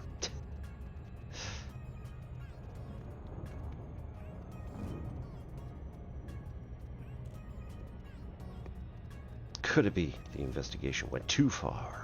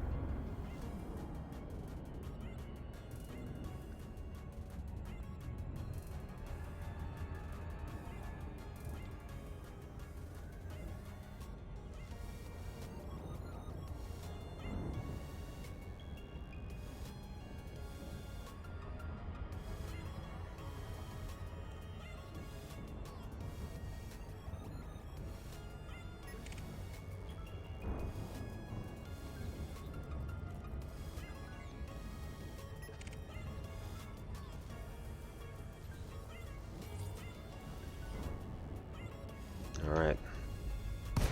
Here we go. Oh no. Oh no. Beta.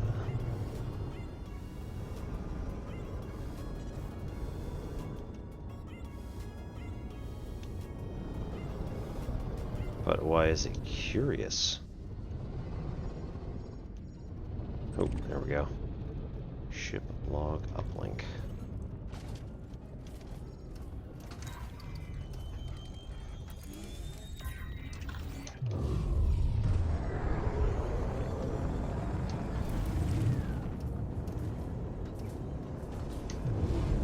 Alright, here we go.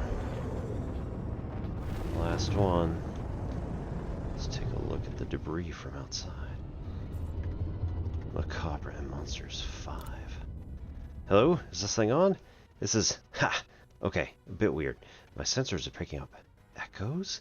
As if I'm being pinged by another ship, but there's nothing out there. Lights flickered a moment ago too, like my systems were being messed with. My comms just playing static that sounded, well, like a weird slurping sound. Very funny, whoever you are. If the Colgraves are watching, enjoy the show, weirdos. Just remember, I'm watching you right back, and I'm getting closer to the truth. Subscribe to my channel, too. Right, moving on. From what I can gather from my sources, there's been multiple sightings of ships in this area, all decked out like raiders. One pilot claimed that they saw skulls impaled on those spikes. Not sure if I like the sound of ending up as a Colgrave trophy. Hope this won't be my last investigation. Okay, time to close into the Colgraves. Meet me at... Dun, dun, dun.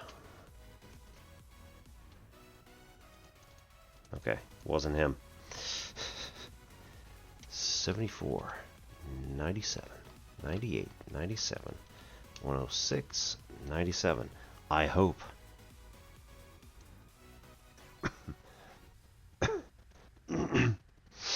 Jabaya.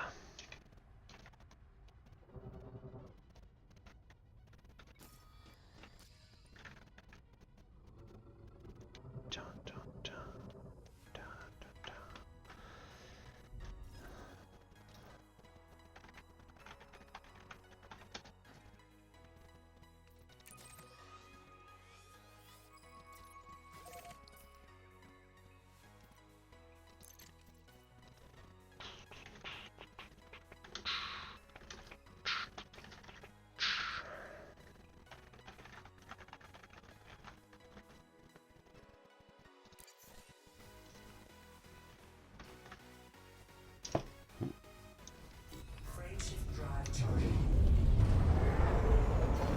Oh, mass locked. Boo. Hate it when that happens. Oop, oop.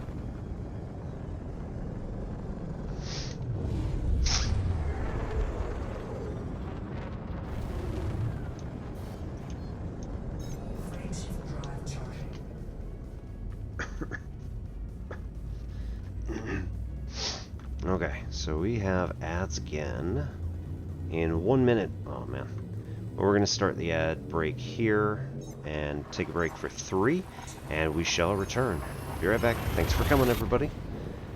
My name's Obi-Wan Pez. This is Ensiblix Pachinko. See you in a couple.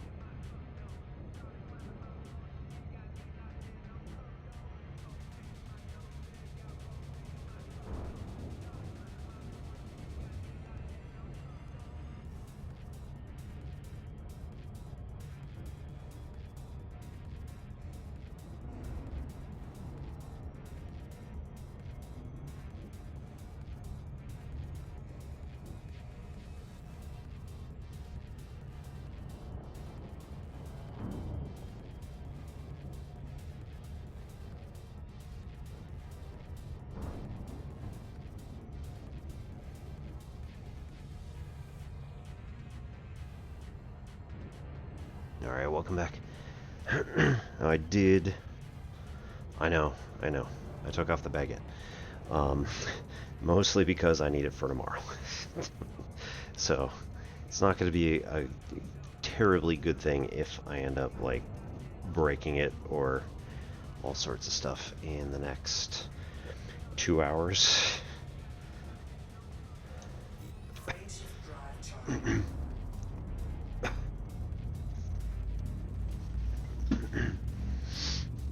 Right. So, we do have a hashtag not sponsored. Slingsby's of Harrogate gin.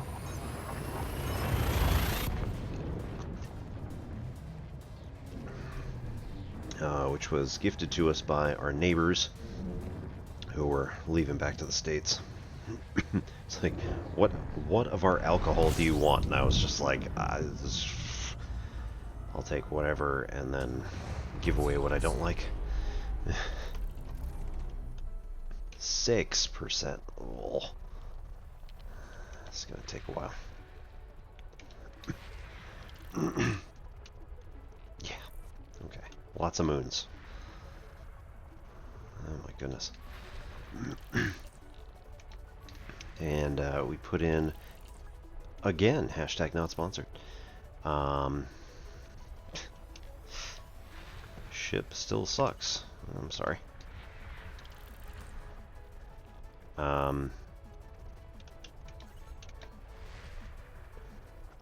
So does your role play.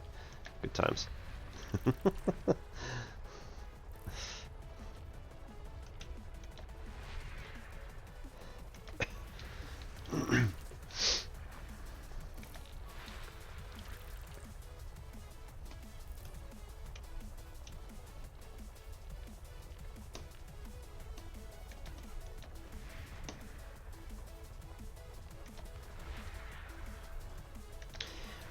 Yeah.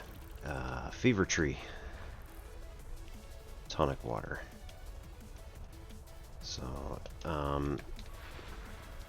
it's probably one of my favorite brands. Again, hashtag not sponsored. I did, in fact, have a Fever Tree tonic water when somebody was like, what soda would you like out of a bin of stuff? And I was just like, you know what, I think I'd actually like one of these tonic waters. They're like, not the weirdest request I've heard. I'm like,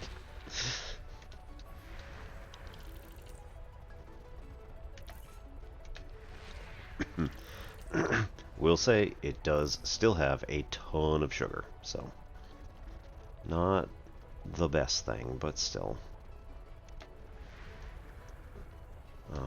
There are other options as well.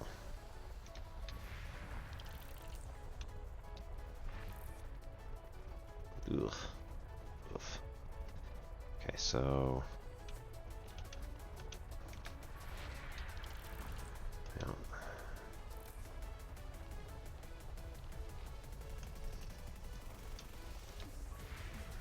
Weirdos.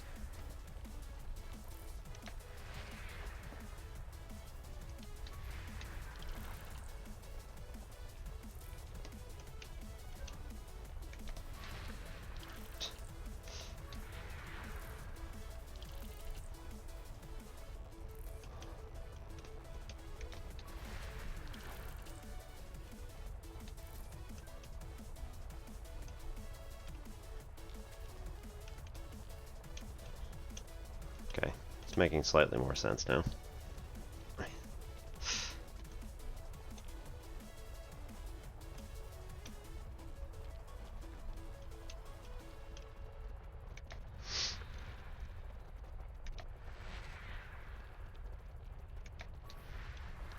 Pass your driving test quick. Get behind the wheel. National Intensive Driving Course. Okay, got one there. £400, including home pickup, drop-off, fully qualified local driving instructor. We can also fast-track both the theory and driving test. And there is theory training. There it is. I knew it was going to take a while, but I didn't quite realize how long. Nah.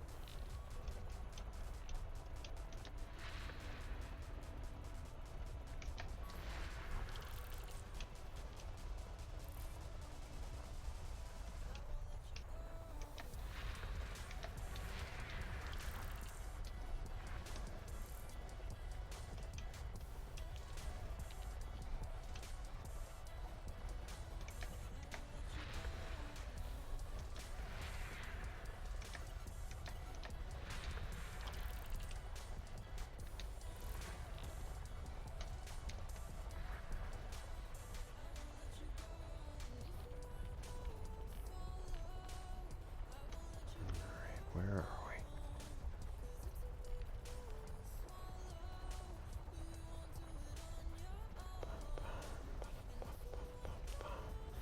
I think we've been all the way around. So let's try toward the sun because it's pretty likely it could be here.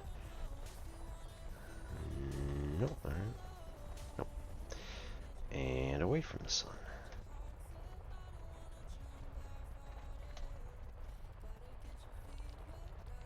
Nothing, huh? Alright, toward the sun again.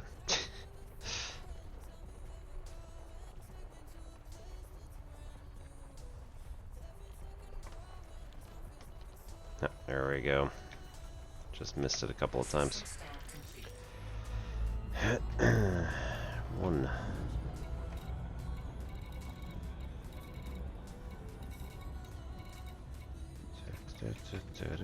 Curious ship debris yet again. No others, right? Cute.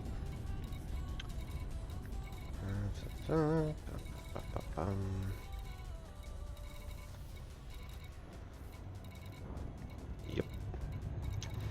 Looking like that's it.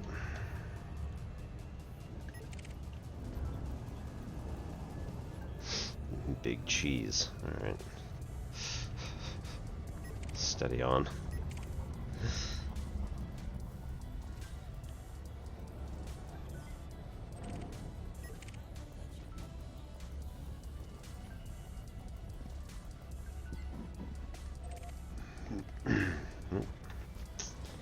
And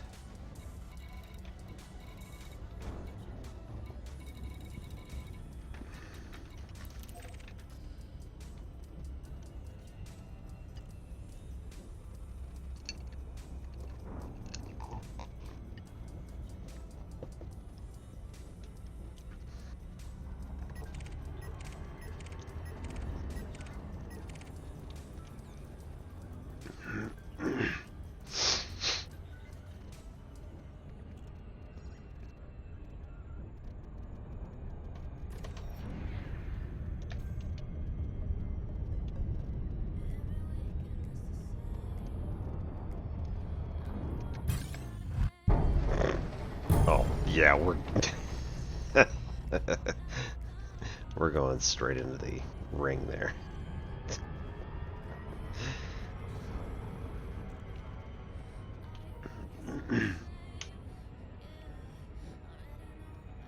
Did not help.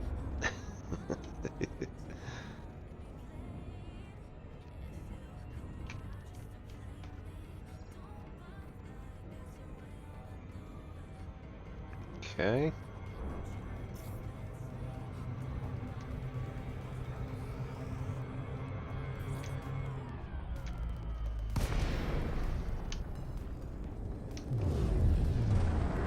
"33 kilometers, man."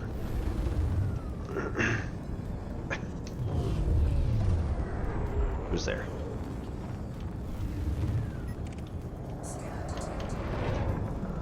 Fur guy.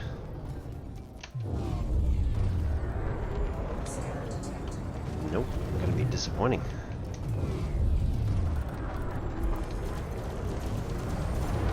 Bye.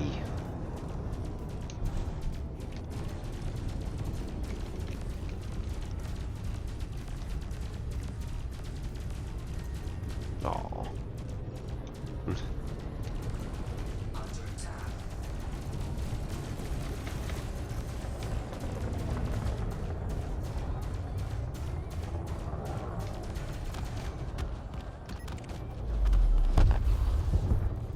Alright, who we got here? Serenglaus. Nope. You're fine. Carry on.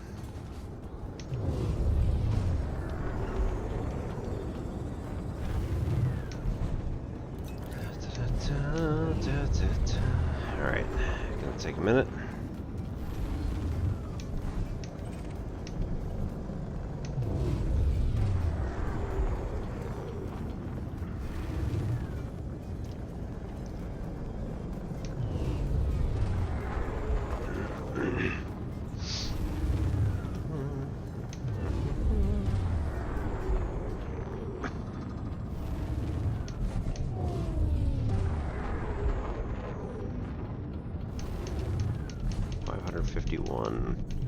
meters per second. Seems to be about what we can handle as maximum.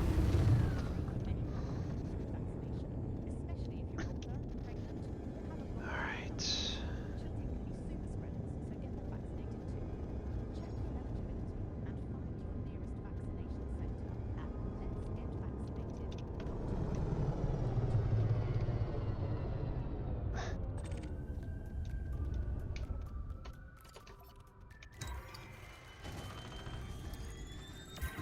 vaccination centre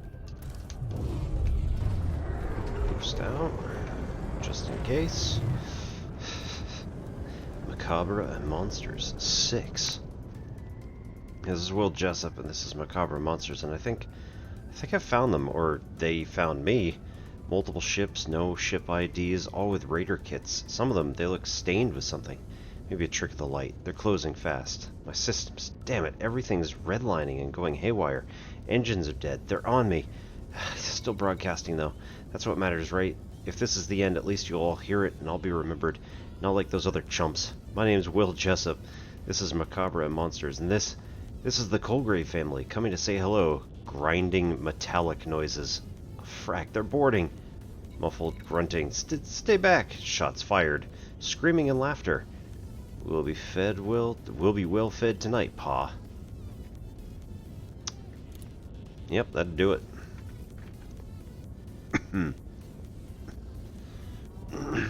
Well, too bad, Will.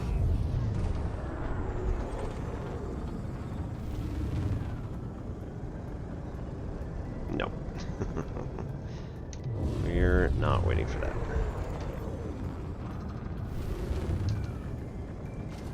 No. Retract.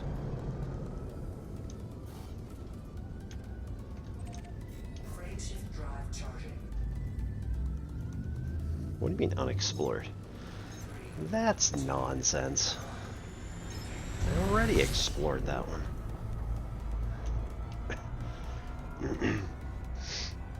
Okay. That is it. Well, poor Will Jessup got ground up into meat or something.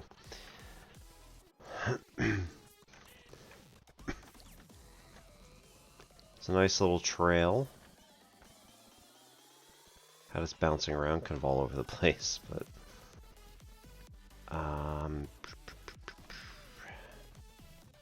who is in Wong?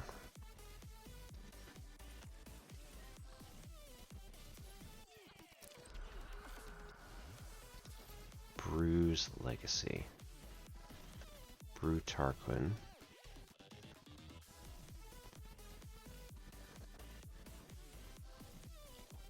Sure, why not? Frameshift drive charging.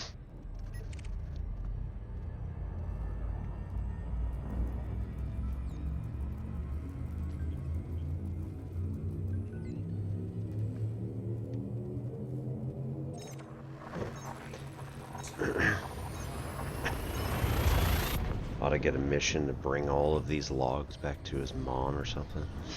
Like, sorry.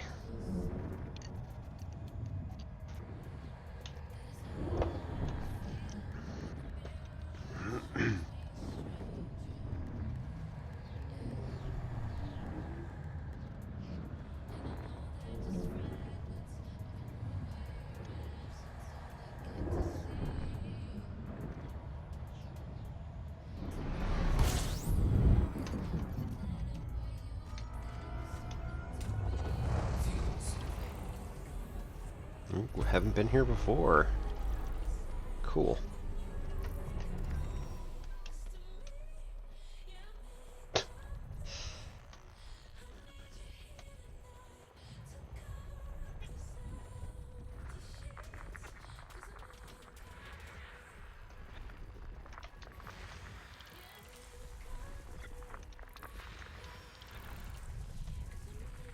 I kind of wonder how long it took for the username Frank Likes Pie to actually pay off in this context, because whew, seems like that was a long wait.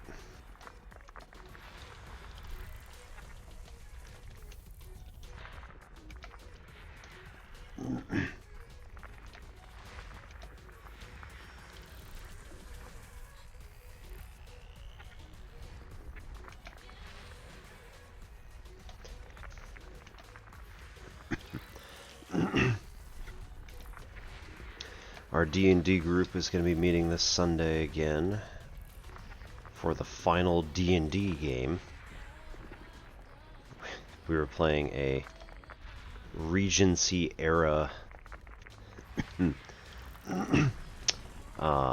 wedding game where basically we all had to like impress wedding guests in order to get them to like us so that we can, you know, further the plot and all this other stuff. So it's been fun watching the one guy absolutely make a fool of himself and end up with negative influence with every single person in attendance of the wedding.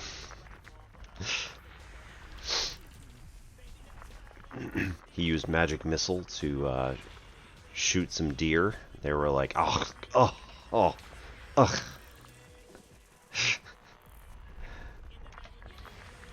He was like, what am I how was I supposed to know? And then GM's just like, well, they didn't like that very much, and then you did it again.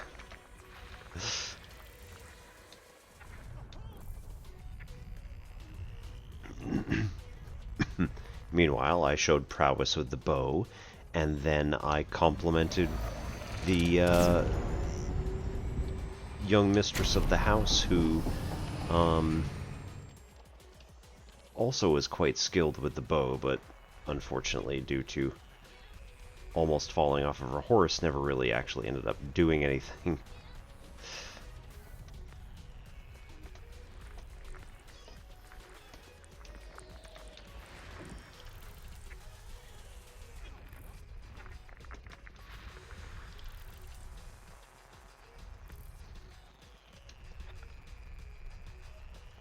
Which, it is rather funny what happened, because my character is like a complete and utter a-hole.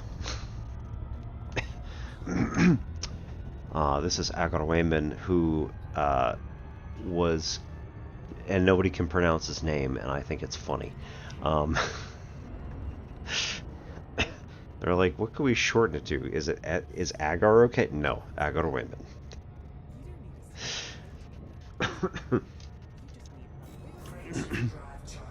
Ben? No, Agar Wayman.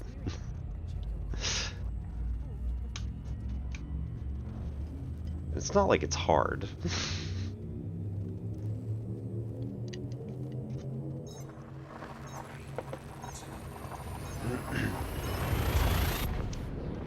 No, I left him downstairs.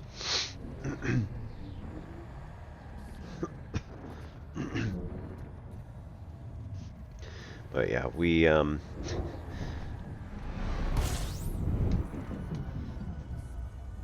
showed up and basically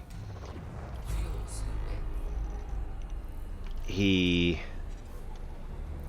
kind of cornered the one other elf that he saw, he being a high elf, and was like, oh, these humans, and they're thinking that they're so prim and proper and all this. And I definitely overplayed my hand, because the GM was just like, I mean, you know, they do try. And then he just got all dismissive of my character. I'm like, oh no. He took one look at what my character was wearing and was like, yeah, okay. If you're going to be like that about other people's attire, perhaps you should take care of your own first. And then walked away, and I was just like, yes, but we're adventurers.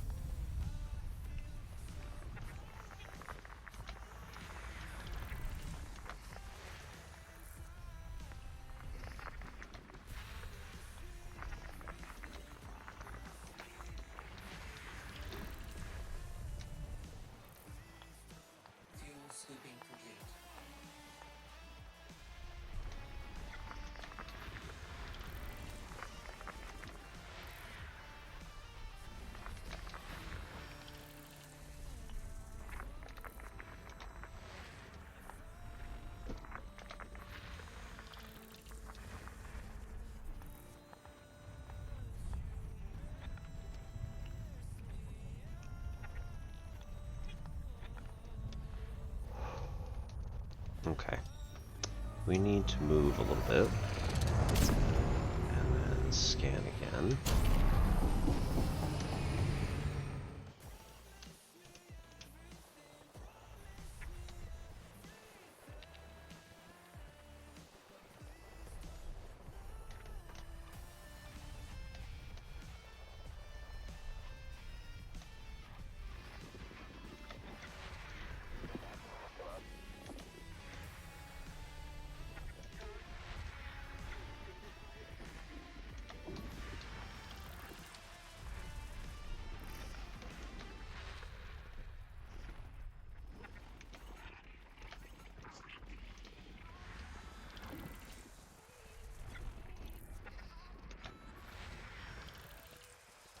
Okay.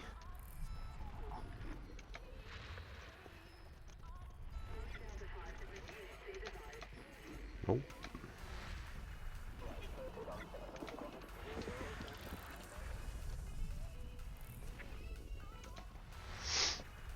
Okay, with us being one jump away from Wong, this is... wait.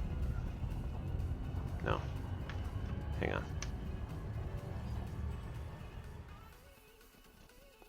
No, never mind. That's fine. This is actually where we want to go for our engineer. Candidate family.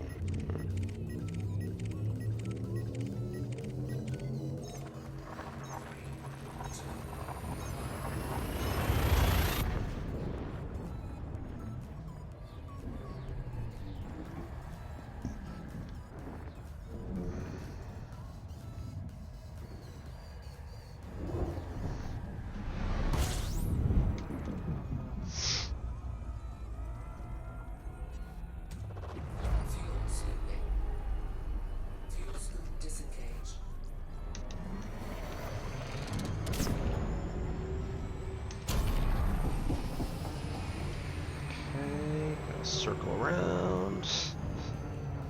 Whoops.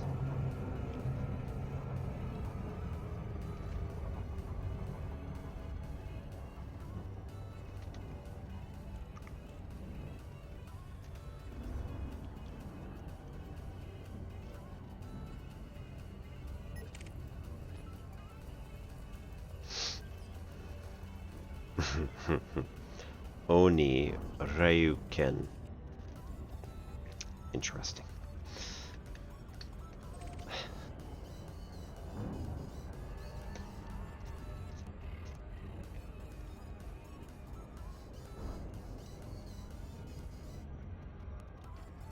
Okay, out of this stuff,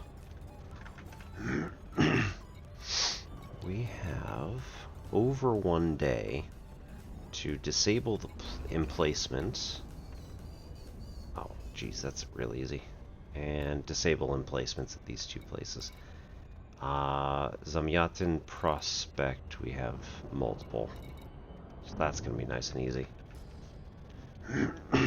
Oh, this is behind us now. That's fine. Not that one. Claire worked in the marketing department for another big artisan bakery.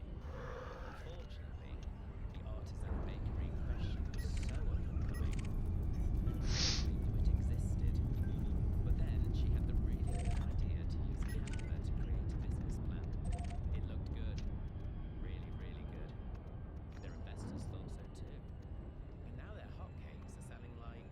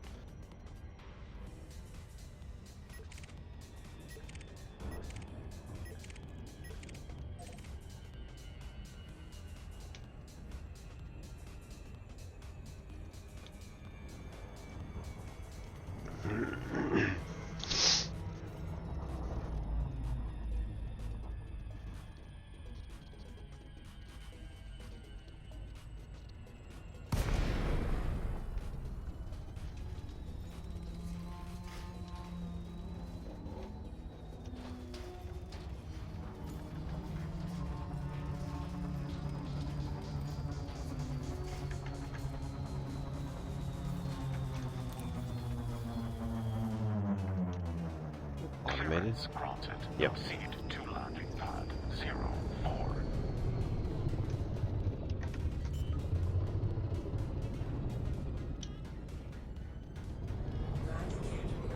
Uh-oh. Oh, wait. It's only 0.22 G, so that's not too bad.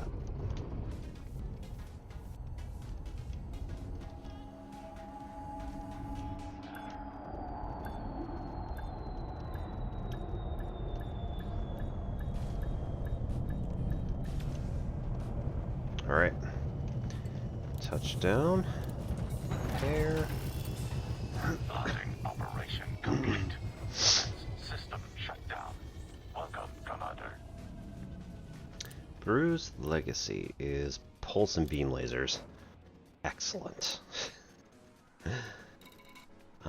We need this last focus weapon. We got plenty.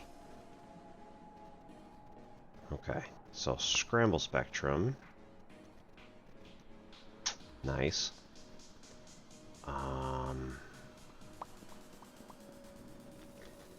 little bit higher on thermal, but that's all right. I mean, much better thermal load, better damage per second. What's the benefit? Armor piercing, right? And the range is up significantly.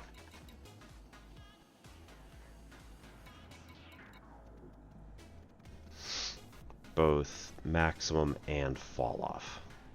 So yeah, let's stick with.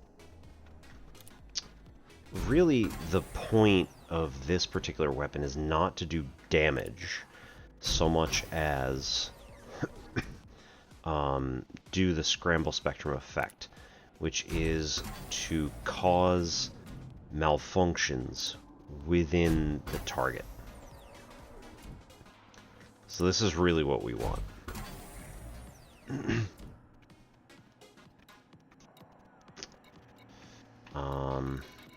Also, what is this guy pinned with? Beam lasers? Is it long? Yeah. He's long-range weapon. But I don't think the beam really needs a long range. Because I only have one.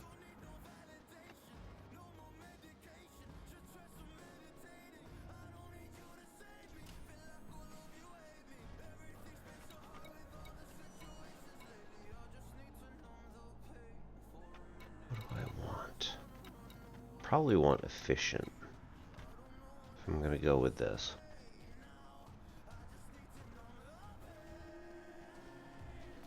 Low thermal load. I like that.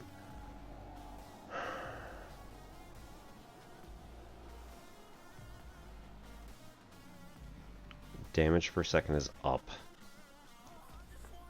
Power draw is down pretty significantly, and the distributor draw is down pretty significantly.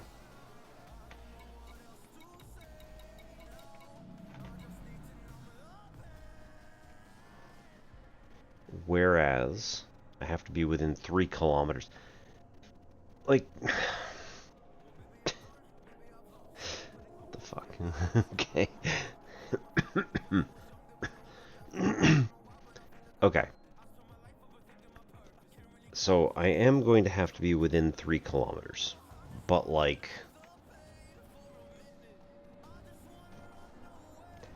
when am I firing at a target that's between 3 and 6 kilometers?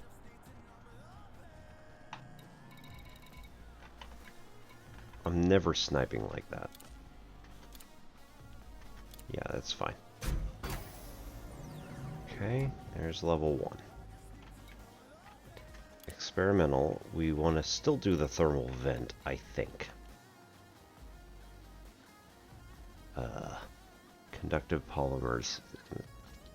Take a chunk of those.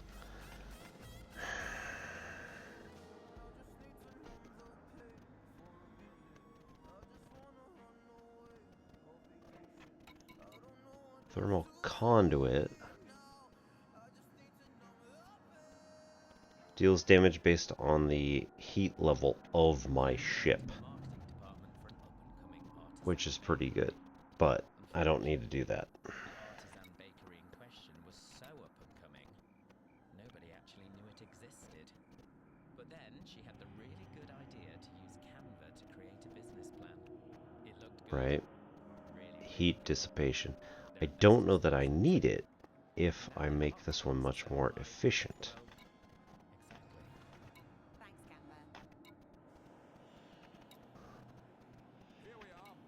Thanks, Canva. Power draw is not going to be that bad. Oversized, so better damage, but also worse power draw.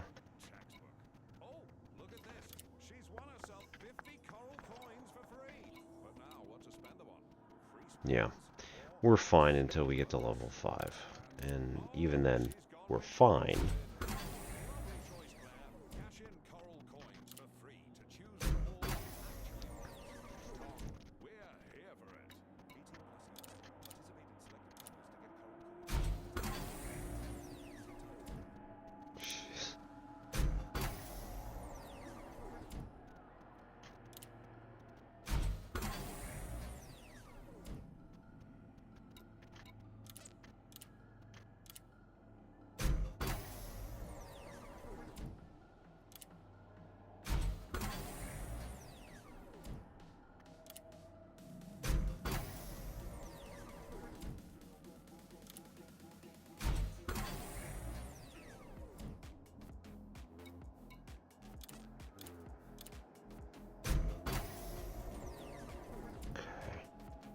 So cadmium we could do a little bit better with, but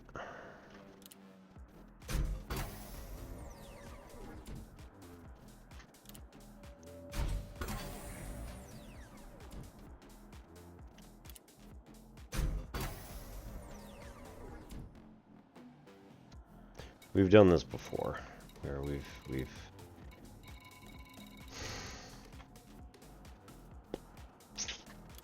hang on.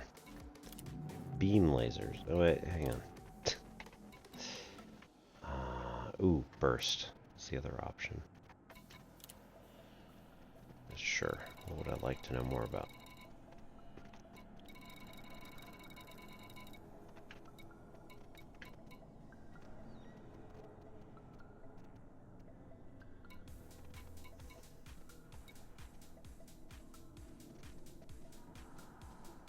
Wow, okay.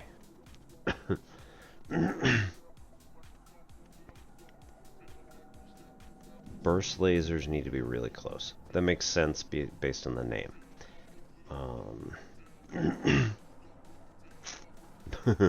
But armor piercing is ridiculously high on those. That's amazing.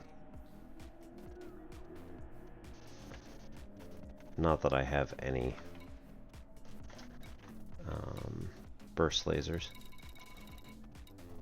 but it's kind of interesting.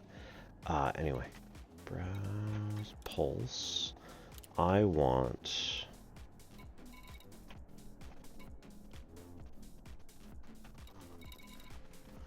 I think I want efficient to be thing that's our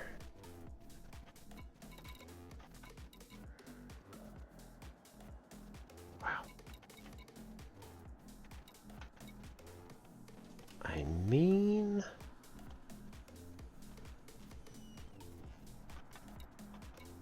nope, that one's not good. Conductive polymers.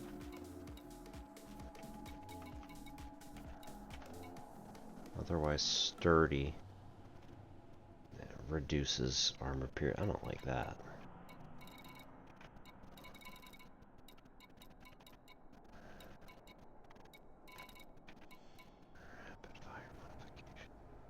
I don't like the jitter being higher.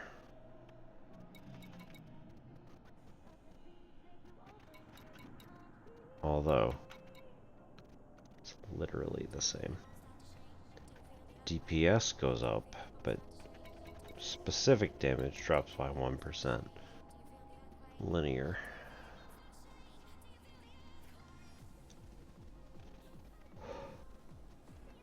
Rate of fire is almost doubled. Damage per second is almost doubled. Distributor draw goes down. Quite amazing. The individual damage goes down, but the overall damage significantly increases.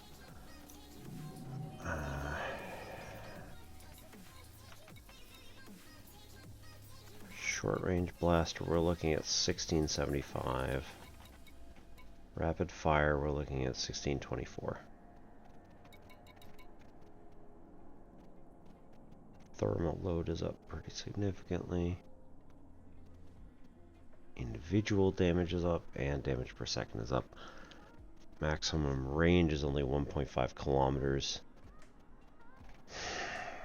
I mean, like, when am I ever doing that?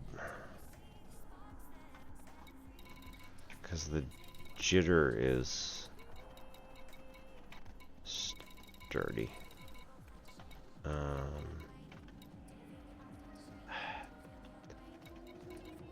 It doesn't.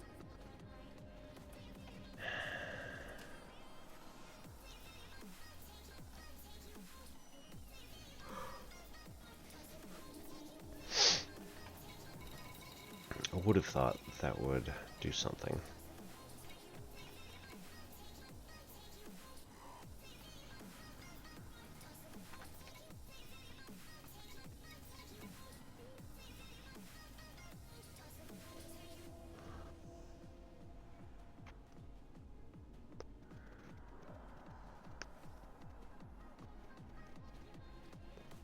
I do like focused weapon.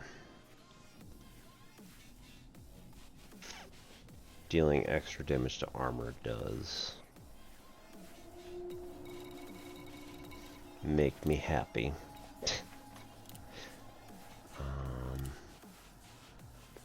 Like this pulse having, what's that? Long range does absolutely nothing for me. On January 2nd, So, overcharged that's the equivalent of increases distributor and thermal load. getting a quick, simple, and free for many people flu vaccination, especially if you're older, pregnant, or have a long-term health condition. Children can be super spreaders, so get them vaccinated too. Check your eligibility and find your nearest vaccination centre at letsgetvaccinated.co.uk.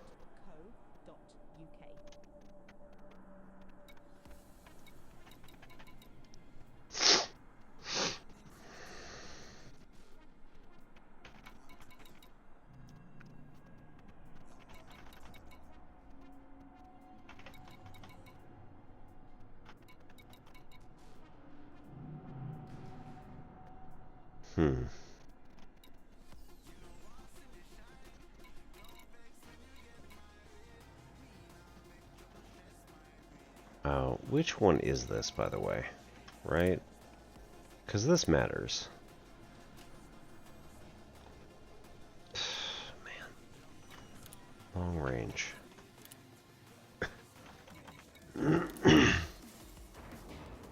That does it.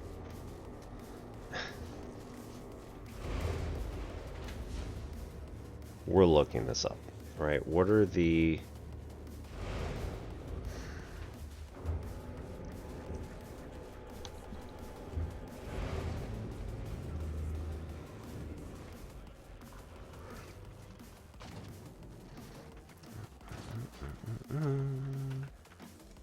This one's long range.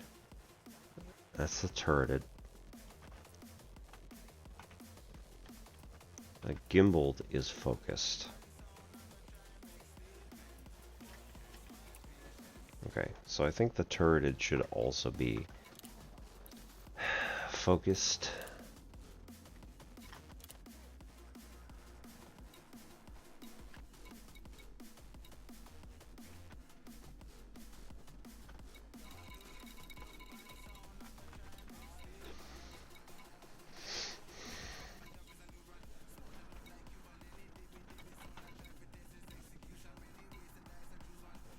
Or Or should it be rapid fire?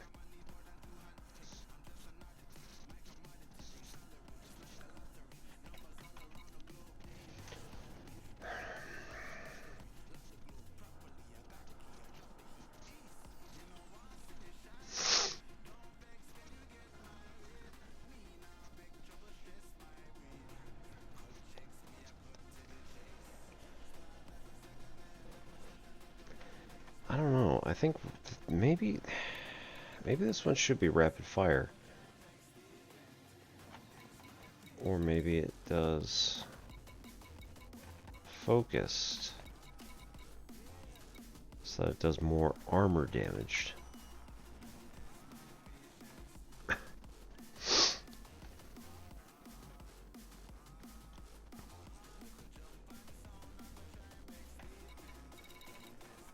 But I don't know. I think maybe doing rapid fire might give it more opportunities to do the scramble spectrum.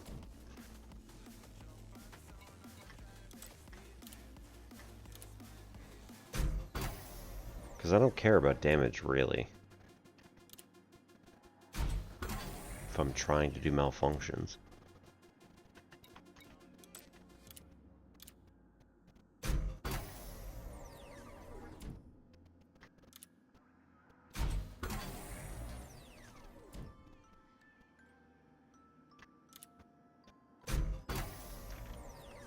Where are we right now?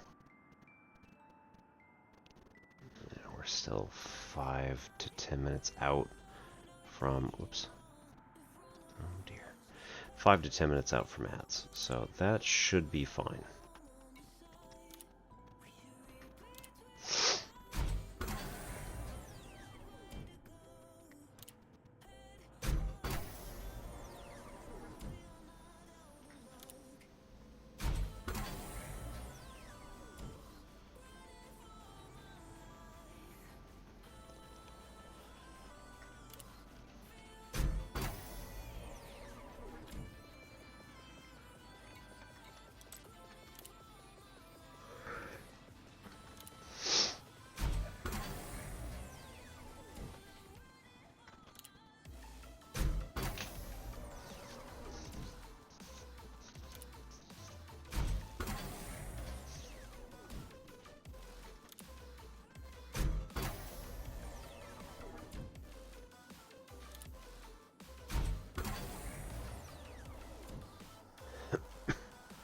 Alright, experimental effect, scramble spectrum, plenty.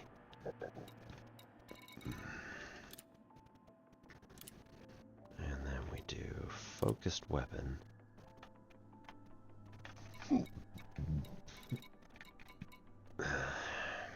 Thermal load is up, armor piercing is up, maximum range is up. I don't need that. I mean, again, if we're doing scramble spectrum, then hell with it. Let's just do rapid fire.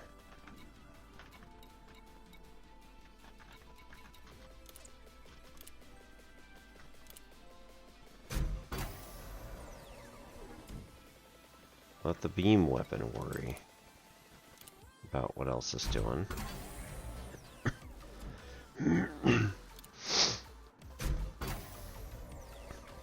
And then again, scramble spectrum, and pin this blueprint.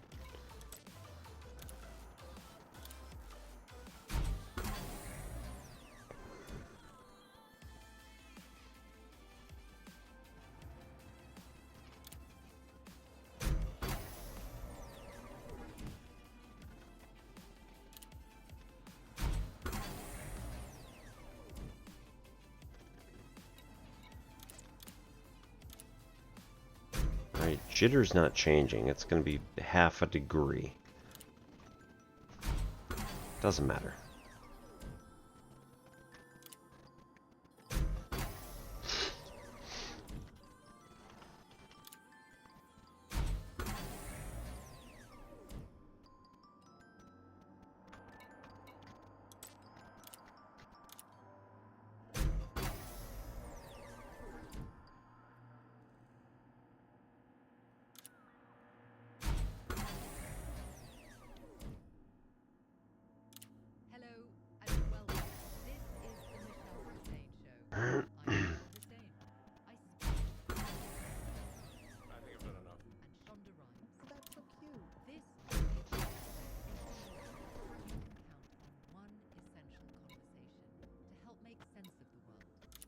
Please join me All right, to listen Scramble and Spectrum. subscribe to the Michelle Hussein Show. Other what? No, don't do that. Oh, idiot.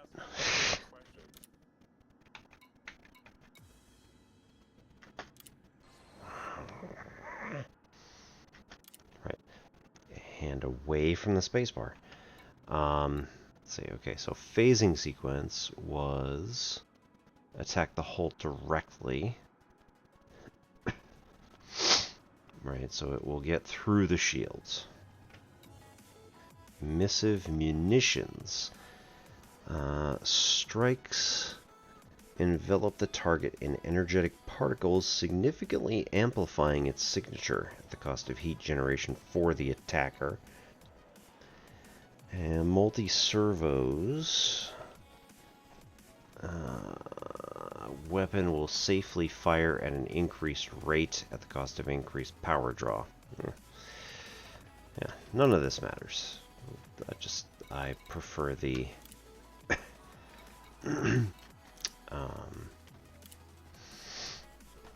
yeah. I prefer causing as much chaos as possible. So here, strikes to shields and hull impart additional heat into target is nice.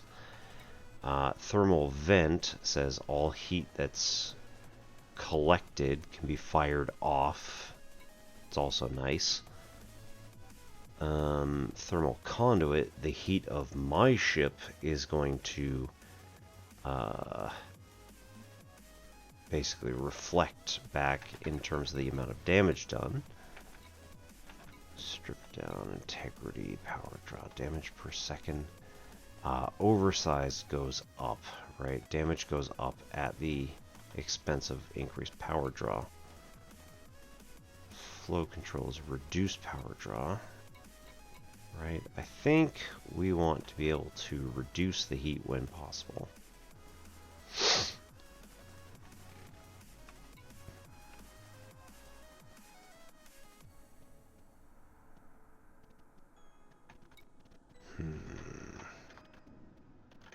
Okay. Well, I think at this point we are going to snooze this one and then head out and try to find somebody that we can raid. So, I would like to thank everybody for showing up tonight and coming on out here.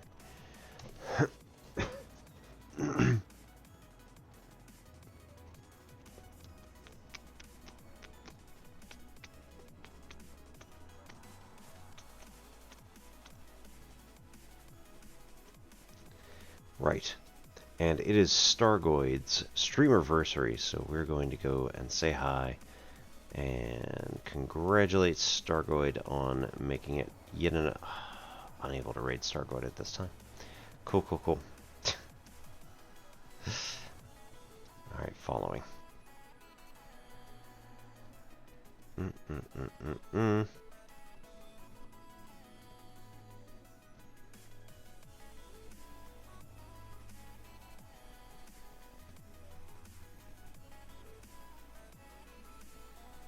Alright, let's go see Orange Phoenix.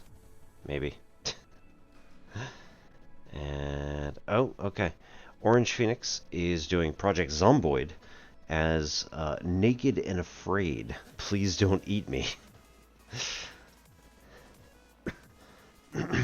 Right, so we're going to head on over and see how everybody's doing over there. I want to thank everybody for coming by, and yeah, this is the Gustave cosplay that I will be doing tomorrow as well, both with my kids on the street and when I get back with my beret, because damn straight I'm gonna get a beret tomorrow. So, hope you all have a good night, and we'll see you all next time. My name's Obi-Wan Pez. This is N Simplex Pachinko. Sorry about the jumpiness. I alt-tabbed out, so Elite Dangerous has been really angry about that lately. So, see you all later. Thanks so much. Bye.